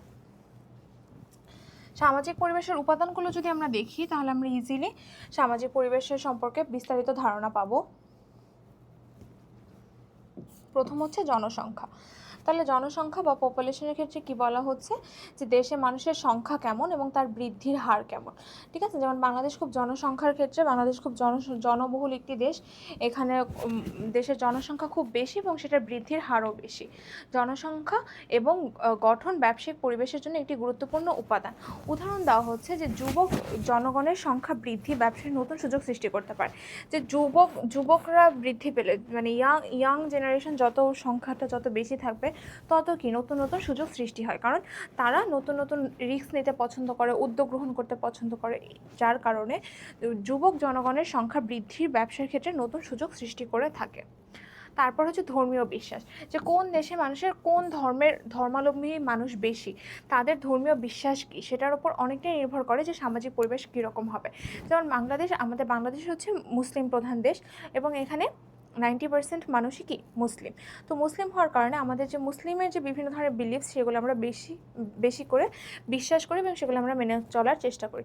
যেমন আমরা জানি অ্যালকোহল বা মদ জাতীয় জিনিস আমাদের জন্য কি ইসলামে হারাম, এবং এটা হারাম থাকার কারণে বাংলাদেশে অ্যালকোহল নেওয়ার জিনিসটা বৈধ নয়, এটা অবৈধ। এবং আমরা খুব ইজিলি এই ধরনের অ্যালকোহল জাতীয় প্রোডাক্টগুলো কি খুব ইজিলি হাতের মধ্যে অ্যাভেলেবেল পাওয়া যায় না। কেন পাওয়া যায় না? কারণ এটা আমাদের দেশের সামাজিক পরিবেশের একটি উপাদান, ধর্মীয় বিশ্বাসের কারণে। আবার সেটাই যদি আমরা ইউরোপের দেশগুলোতে দেখি, সেখানে খুব ইজিলি অ্যালকোহল সবার হাতে অ্যাভেলেবেল সব স্টোরগুলোতে পর্যন্ত পাওয়া যায়। কেন? কারণ তাদের ধর্মীয় বিশ্বাসের কারণে এই ক্ষেত্রে তাদের কোনো ধরনের বাধা নেই, কোনো ধরনের বাধা নিষিদ্ধ না থাকার কারণে তারা খুব ইজিলি সেটা কনজিউম করতে পারে। তাহলে মানুষের ধর্মীয় বিশ্বাস এবং তার প্রভাব, এটার উদাহরণ দেওয়া হচ্ছে কোনো দেশে ইসলাম ধর্মের অনুসারী বেশি হলে সেই দেশে ইসলামিক পণ্য বা সেবা প্রচলিত হতে পারে। ঠিক আছে। আচ্ছা, তারপরেরটা আছে মূল্যবোধ ও ধারণা, যে মানুষের মূল্যবোধ, মানুষের ভ্যালুস কি, মানুষের ধারণা বা বিলিভস কি, যে মানুষের মধ্যে প্রচলিত মূল্যবোধ এবং তাদের ধারণা। উদাহরণটা যদি আমরা দেখে নিই, পরিবারকে গুরুত্বপূর্ণ মনে করা যা কিছু ব্যবসায়িক সিদ্ধান্তে প্রভাব ফেলতে পারে, যেমন পণ্য বা সেবার বাজারজাতকরণ। বাংলাদেশের মানুষ আমরা সাধারণত পরিবার কেন্দ্রিক থাকি, পরিবারকে খুবই গুরুত্ব দেওয়া হয় এবং পরিবারকে গুরুত্ব দেওয়ার কারণে দেখা যায় যে পরিবারের মানুষের প্রয়োজনীয় জিনিস কী লাগবে এই ধরনের ক্ষেত্রে মানুষের ঝোঁক বেশি থাকে বা আকর্ষণ বেশি থাকে। যেমন বাংলাদেশে, যেটা কিছুক্ষণ আগে বলেছি, যে বাংলাদেশের মানুষের মধ্যে সঞ্চয় প্রবণতা বেশি, এবং সঞ্চয় প্রবণতা বেশি থাকার আরেকটা কারণ হচ্ছে এই যে বাংলাদেশের মানুষ পরিবারকে গুরুত্বপূর্ণ মনে করে। এই জন্য মনে করে যে আমাদের বাবারা কিংবা উপার্জনক্ষম ব্যক্তি মনে করে যে আমি উপার্জনের কিছু অংশ সেভ করে রাখি, যাতে ফিউচারে আমার পরিবারের সদস্যদের কাজে আসতে পারে, কিংবা আমাদের পরিবারে কারো কোনো বিপদ আসলে যাতে সেটা দিয়ে মোকাবেলা করা সম্ভব হয়। আচ্ছা, তারপর আমরা পরেরটাই চলে যাচ্ছি, আচার আচরণ। তাহলে সমাজের সদস্যদের মধ্যে সামাজিক আচরণ, নৈতিকতা এবং জীবনের প্রতি দৃষ্টিভঙ্গি কেমন সেটা অনেকটা নির্ভর করে, মানে সেটা সমাজ কীরকম সেটার উপর নির্ভর করে থাকে। উদাহরণ দেওয়া হচ্ছে, দেশের মানুষ যদি সামাজিক যোগাযোগের ক্ষেত্রে সশ্রদ্ধ থাকে তবে ব্যবসা পরিচালনা সহজ হয়। যে আচার আচরণ কীরকম, একটা দেশের মানুষের যদি আচার আচরণ ভালো হয়, তাদের যদি মন মানসিকতা ভালো হয়, তখন ব্যবসা পরিচালনা করাটা ইজি হয়ে যায়। যে দেশের মানুষ যত বেশি নৈতিক, যাদের হচ্ছে অনেস্টি যত বেশি, সেই দেশে তত ব্যবসা করা ইজি, কারণ স্ক্যামের পরিমাণ কম থাকে। ঠিক আছে, তাহলে এই কারণে ব্যবসা পরিচালনা করা সহজ হতে পারে। দেন শিক্ষা ও সংস্কৃতি, শিক্ষা ব্যবস্থার মান, দেশের সংস্কৃতির ক্ষেত্রে বৈচিত্র্য। যেমন উদাহরণ দেওয়া হচ্ছে যে উচ্চমানের শিক্ষার ফলে দক্ষ কর্মী পাওয়া যায়, যা ব্যবসার ক্ষেত্রে সহায়ক। যে শিক্ষা যদি খুব ভালো হয়, শিক্ষার মান যদি ভালো হয়, তাহলে কি ভালো শিক্ষার কারণে দক্ষ কর্মী পাওয়া যায়, এবং দক্ষ কর্মী পাওয়ার কারণে ব্যবসায় কি উন্নতি করতে পারে বা ব্যবসায় জন্য সেটা ফলপ্রসূ বা ভালো হয়। তারপরে দেশীয় ঐতিহ্য বা ন্যাশনাল ট্র্যাডিশনস যেগুলো আছে, যে একটি দেশের ঐতিহ্য বা কৃষ্টি যা ব্যবসায়িক পরিবেশের ক্ষেত্রে প্রভাব ফেলতে পারে, যেমন উৎসব, ঐতিহ্যবাহী অনুষ্ঠানগুলো, এগুলো কিন্তু ব্যবসার বিক্রয় বৃদ্ধির জন্য গুরুত্বপূর্ণ। যেমন কিছুদিন আগে আমাদের পহেলা বৈশাখ গেছে, এবং পহেলা বৈশাখ বাংলাদেশের মানুষ খুব ভালো করেই পালন করে। তো এটার কারণে দেখা যায় কি যে ব্যবসায়ীদের ক্ষেত্রে বিভিন্ন ধরনের যে ঐতিহ্যগুলো থাকে, যে পহেলা বৈশাখে মানুষ শাড়ি পরার চেষ্টা করে, শাড়ি পরা হয় বেশি। নর্মালি হয়তো সেই পরিমাণ শাড়ি না পরলেও পহেলা বৈশাখের দিন সবাই শাড়ি পরার চেষ্টা করে, যার কারণে দেখা যায় যে শাড়ি ব্যবসায়ীদের শাড়ির বিক্রয় বেশি হচ্ছে। তারপর হচ্ছে নকশি কাঁথা, হাত পাখা, এই ধরনের জিনিসগুলো মানুষ পহেলা বৈশাখে বেশি ক্রয় করছে, যার ফলে এই ধরনের ব্যবসাগুলো বেশি ভালো করে। তাহলে এই যে এরকম কোনো একটা দেশের দেশীয় ঐতিহ্য, উৎসব, তারপর এই যে ঐতিহ্যবাহী অনুষ্ঠানগুলো কি দেশের ব্যবসায়ের বিক্রয় বৃদ্ধির জন্য খুবই গুরুত্বপূর্ণ ভূমিকা রেখে থাকে। তারপর আছে দেশের সুনাম, যে একটা দেশের আন্তর্জাতিক খ্যাতি এবং তার প্রভাবের কিছু উদাহরণ। যে একটা দেশের সুনাম কেমন, একটি দেশের সুনাম ভালো হলে বিদেশে বিনিয়োগকারীরা সেই দেশে বিনিয়োগে আগ্রহী হয়। যে কোনো দেশের যদি সুনাম ভালো থাকে, যে এই দেশের মানুষের এই দেশের মানুষ বেশি ভালো, তারা হচ্ছে ওয়েল অর্গানাইজড, এই দেশের ব্যবসাগুলো ভালো করে, তখন সেই দেশের বিনিয়োগের পরিমাণ বেড়ে যায়। এটার একটা উদাহরণ হতে পারে জাপান। আমরা জানি যে জাপানিজরা, তারা হচ্ছে জীবনযাপনের ক্ষেত্রে খুবই একটা নিয়ম শৃঙ্খলার মধ্যে মেনে চলে। তারা হচ্ছে সময়ের ক্ষেত্রে কখনো তারা লেট করে না, তারা দীর্ঘ সময় কাজ করে, তারা হচ্ছে কথাবার্তার ক্ষেত্রে সংযত, প্লাস হচ্ছে তারা পরিবেশের ক্ষেত্রে যথেষ্ট খেয়াল রাখে, এবং আশেপাশের মানুষের সমস্যা যাতে না হয় এসব খেয়াল রাখা থেকে শুরু করে পরিবেশ কোনোভাবে দূষিত করে না। তাহলে তাদের এই ধরনের সুনামগুলোর কারণে তাদের পরিবেশ বা ওয়ার্ক কালচারের ক্ষেত্রেও, যদিও তারা খুব দীর্ঘ সময় কাজ করে, এতটাই দীর্ঘ সময় কাজ করে যেটা তাদের মানসিক স্বাস্থ্যের জন্য খারাপ হয়ে যায়, বাট সেটাকে যদি আমরা সেটা বাদ দিয়েও যদি আমরা নর্মালি জাপানিজদের কথা চিন্তা করে দেখি, তখন কিন্তু তাদের একটা সুনাম আছে, তাদের জাপানিজ জাতির একটা সুনাম রয়েছে। তো এই ধরনের কোনো একটা দেশ বা জাতির যখন সুনাম থাকে, তখন কিন্তু বৈদেশিক যারা বিশ্বের অন্যান্য দেশের মানুষজন সেখানে বিনিয়োগ করতে উৎসাহী থাকে, যেটা দেশের ব্যবসার জন্য ভালো, যে বিদেশি বিনিয়োগরা সেই দেশে বিনিয়োগে আগ্রহী হয়।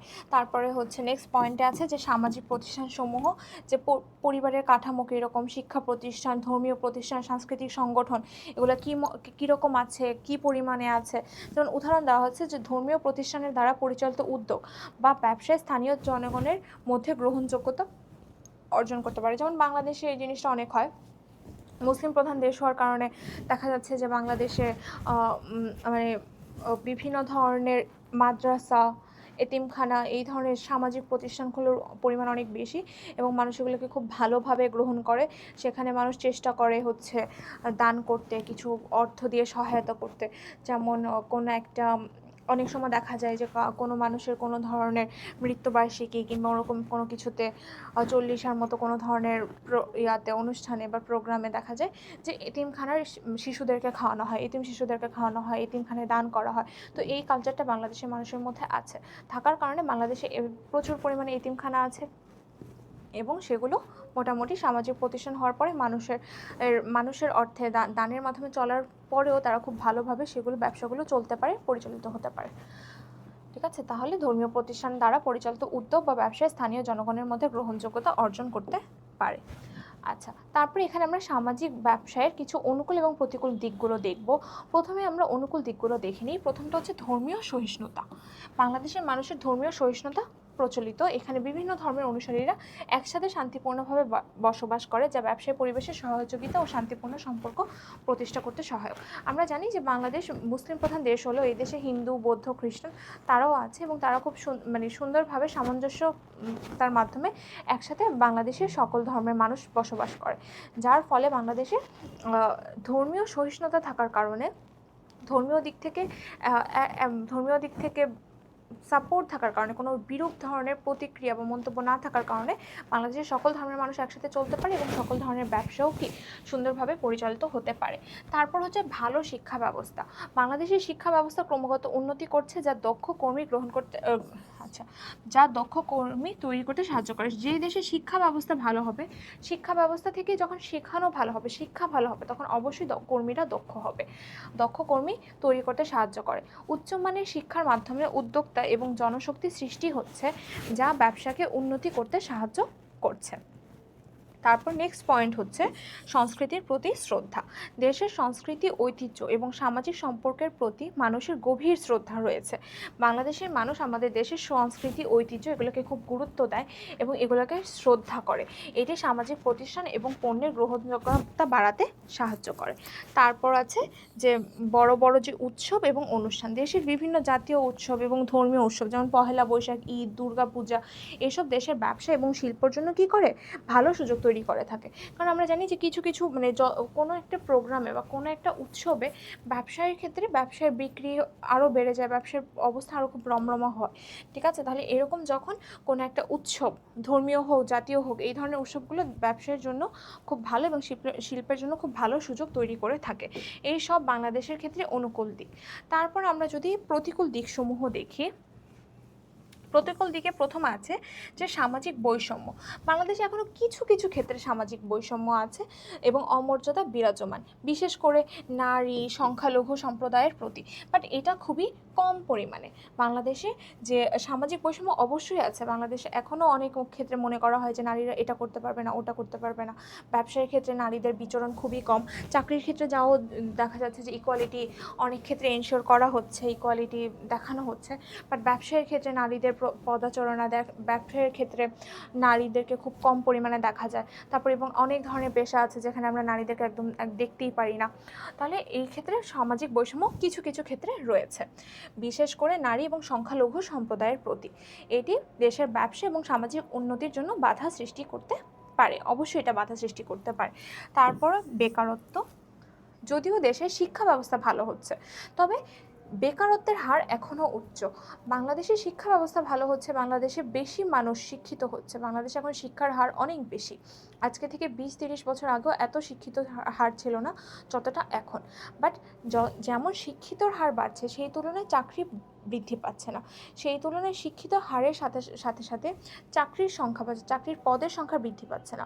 ফলে দেখা যাচ্ছে শিক্ষিত মানুষের পরিমাণ বেড়ে যাচ্ছে, অনেক বেশি হয়েছে, বাট হচ্ছে তারা চাকরি পাচ্ছে না। ফলে বেকারত্বের সমস্যাটা কি বৃদ্ধি পাচ্ছে। এটি মানুষের অর্থনৈতিক অবস্থাকে প্রভাবিত করে এবং ব্যবসায়ের জন্য শ্রমশক্তি সংকট তৈরি করতে পারে। তারপর ধর্মীয় অসহিষ্ণুতা। দেখো, বাংলাদেশের ধর্মীয় সহিষ্ণুতার কথা আমরা এখানে অনুকূল পরিবেশে দিয়ে দেখেছি এবং প্রতিকূল পরিবেশে সেটার হচ্ছে অসহিষ্ণুতা বলা হচ্ছে। এখানে ধর্মীয় ক্ষেত্রে সহিষ্ণুতা বেশিরভাগ ক্ষেত্রে বজায় রাখা হয়, তাও আমরা বিভিন্ন ক্ষেত্রে কিছু কিছু সংখ্যালঘু হলেও কিছু ঘটনা দেখতে পারি যেখানে ধর্মীয় দিক থেকে কোনো একটা গোষ্ঠীকে বা কোনো একটা ধর্মের মানুষকে ছোট করা হচ্ছে, কোনো কাজে বাধা দেওয়া হচ্ছে, ওই ধরনের ঘটনাগুলো ঘটে থাকে। এই জন্য প্রতিকূল দিকেও এই পয়েন্টটাকে নিয়ে আসা হয়েছে যে কখনো কখনো, যদিও বলা হয়নি সব সময়, যেহেতু নর্মালি বাংলাদেশে এই জিনিসটা কম হয়, বাট কখনো কখনো কিছু ধর্মীয় অসহিষ্ণুতা দেখা যায় যা সামাজিক শান্তি ও ব্যবসায়ের পরিবেশকে বিরক্ত করে। উদাহরণস্বরূপ হচ্ছে ধর্মীয় দাঙ্গা বা সংঘর্ষের ফলে ব্যবসায়ের ক্ষতি হতে পারে। তারপর হচ্ছে সামাজিক মূল্যবোধের পরিবর্তন। কিছু কিছু ক্ষেত্রে সামাজিক মূল্যবোধের পরিবর্তন, যেমন যৌথ ব্যবস্থা থেকে একক পরিবার চলে আসা, তা ব্যবসায়ী পরিবেশকে বাধা সৃষ্টি করতে পারে, কারণ নতুন প্রজন্মের ক্রয় শক্তি ও চাহিদা পুরাতন ধারার সাথে মিল নাও খেতে পারে। আচ্ছা, এই যে সামাজিক মূল্যবোধের পরিবর্তন বা সমাজের মানুষের মধ্যে কালচারের পরিবর্তন, আগে বাংলাদেশের বেশিরভাগ পরিবার ছিল যৌথ পরিবার, বাট দিন যাচ্ছে এবং যৌথ পরিবারের সংখ্যা কমে কমে একক পরিবার বেড়ে যাচ্ছে, এখন একক পরিবারের সংখ্যা বেশি। তাহলে এখানে বলা হচ্ছে যে একক পরিবারের সংখ্যা বৃদ্ধি এটা কিছু কিছু ক্ষেত্রে প্রতিকূল বা বিরূপ এফেক্ট ফেলতে পারে যদি এমন হয় যে আগের জেনারেশন বা আগের যৌথ ফ্যামিলিগুলোতে যে পরিমাণ কনজাম্পশন করা হতো সেই তুলনায় যদি নিউ জেনারেশন কনজাম্পশনের পরিমাণ কমে যায় তাহলে এটা প্রতিকূল পরিবেশ সৃষ্টি করবে। আবার যদি আগের জেনারেশন থেকে নিউ জেনারেশনের কনজাম্পশনের পরিমাণ বেড়ে যায় তাহলে সেটা অনুকূল পরিবেশ তৈরি করবে। তাহলে এই যে কিছু কিছু ক্ষেত্রে মূল্যবোধের পরিবর্তন, যেমন যৌথ থেকে একক পরিবারে চলে আসা, এগুলো ব্যবসায় পরিবেশে বাধা সৃষ্টি করতে পারে। ঠিক আছে, কারণ নতুন প্রজন্মের ক্রয় শক্তি এবং চাহিদা পুরাতন ধারার সাথে মিল নাও খেতে পারে, এই জন্য এটা প্রতিকূল পরিবেশে আনা হয়েছে। তারপর আমরা এখানে একদম খুব সংক্ষেপে বাংলাদেশের আমরা এখন যা পড়েছি এতক্ষণ খুব ডিটেলসে পড়েছি, এখন এটাকে আমরা সংক্ষেপে একদম সামারাইজ ভার্সন পড়ব, যেখানে বলা হচ্ছে যে বাংলাদেশের সামাজিক পরিবেশ বেশ কিছু দিক থেকে অনুকূল, যেমন ধর্মীয় সহিষ্ণুতা, শিক্ষার উন্নতি, তারপর হচ্ছে সংস্কৃতির প্রতি শ্রদ্ধা। এগুলো ব্যবসা এবং সামাজিক প্রতিষ্ঠানের কি উন্নতি নিশ্চিত করে। অনুকূল পরিবেশগুলো ব্যবসার জন্য ভালো, এটা উন্নতি নিশ্চিত করে। তারপর আবার প্রতিকূল দিকগুলোর মধ্যে রয়েছে কিছু সামাজিক সমস্যা, যেমন বেকারত্ব, সামাজিক বৈষম্য, ধর্মীয় অসহিষ্ণুতা এখনও দেশের ব্যবসা এবং সমাজের সামনে বড় বাধা হয়ে দাঁড়িয়েছে। ঠিক আছে, তাহলে দেখো আমরা সামাজিক পরিবেশের অনুকূল এবং প্রতিকূল দিকগুলোকে সামারাইজ ভার্সনে দেখে ফেললাম। আমরা জানি ব্যবসায় টোটাল ব্যবসায় পরিবেশের উপাদান রয়েছে 6টি। সেই 6টি উপাদানের মধ্যে আমরা আজকের ক্লাসে ব্যবসায় পরিবেশের 3টি উপাদান খুব ডিটেলসে এবং খুব ভালো করে বিস্তারিত এবং বাংলাদেশের প্রেক্ষাপট থেকে দুইভাবে পড়ে শেষ করেছি। আমরা আজকে প্রাকৃতিক পরিবেশ, অর্থনৈতিক পরিবেশ এবং সামাজিক পরিবেশ এই 3টি শেষ করেছি। আমরা ম্যানেজমেন্টের পরবর্তী ক্লাসে বাকি যে 3টা পরিবেশ রয়েছে, প্রযুক্তিগত, আইনগত, রাজনৈতিক, এগুলো আমরা নেক্সট ক্লাসে বাকি 3টি পরিবেশ পড়ব। আশা করি তোমরা এই পরিবেশগুলো সম্পর্কগুলো ভালো করে বুঝতে পেরেছো। তোমাদের কোনো প্রশ্ন থাকলে তোমরা প্রশ্ন করতে পারো। তোমাদের প্রশ্নের অবশ্যই এখন সাথে সাথে উত্তর করে দেওয়া হবে।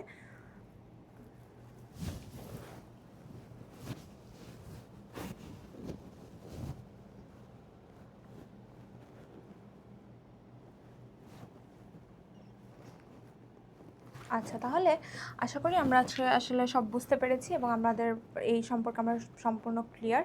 আমাদের এই দ্বিতীয় অধ্যায় ব্যবসায় পরিবেশের আজকের ক্লাসে আমরা এতটুকুই শিখেছি, এতটুকুই পড়ব। নেক্সট ক্লাসে আমরা বাকি যে টপিকগুলো আছে, আরও যে বাকি উপাদানগুলো আছে, সেটার সাথে অ্যাডিশনাল আরও যে টপিকগুলো আছে সেগুলো আমরা পরবর্তী ক্লাসে শিখব। ততদিন পর্যন্ত সবাই ভালো থাকো, সুস্থ থাকো। সবাইকে ধন্যবাদ আজকের ক্লাসে মনোযোগ দিয়ে করার জন্য। আসসালামু আলাইকুম।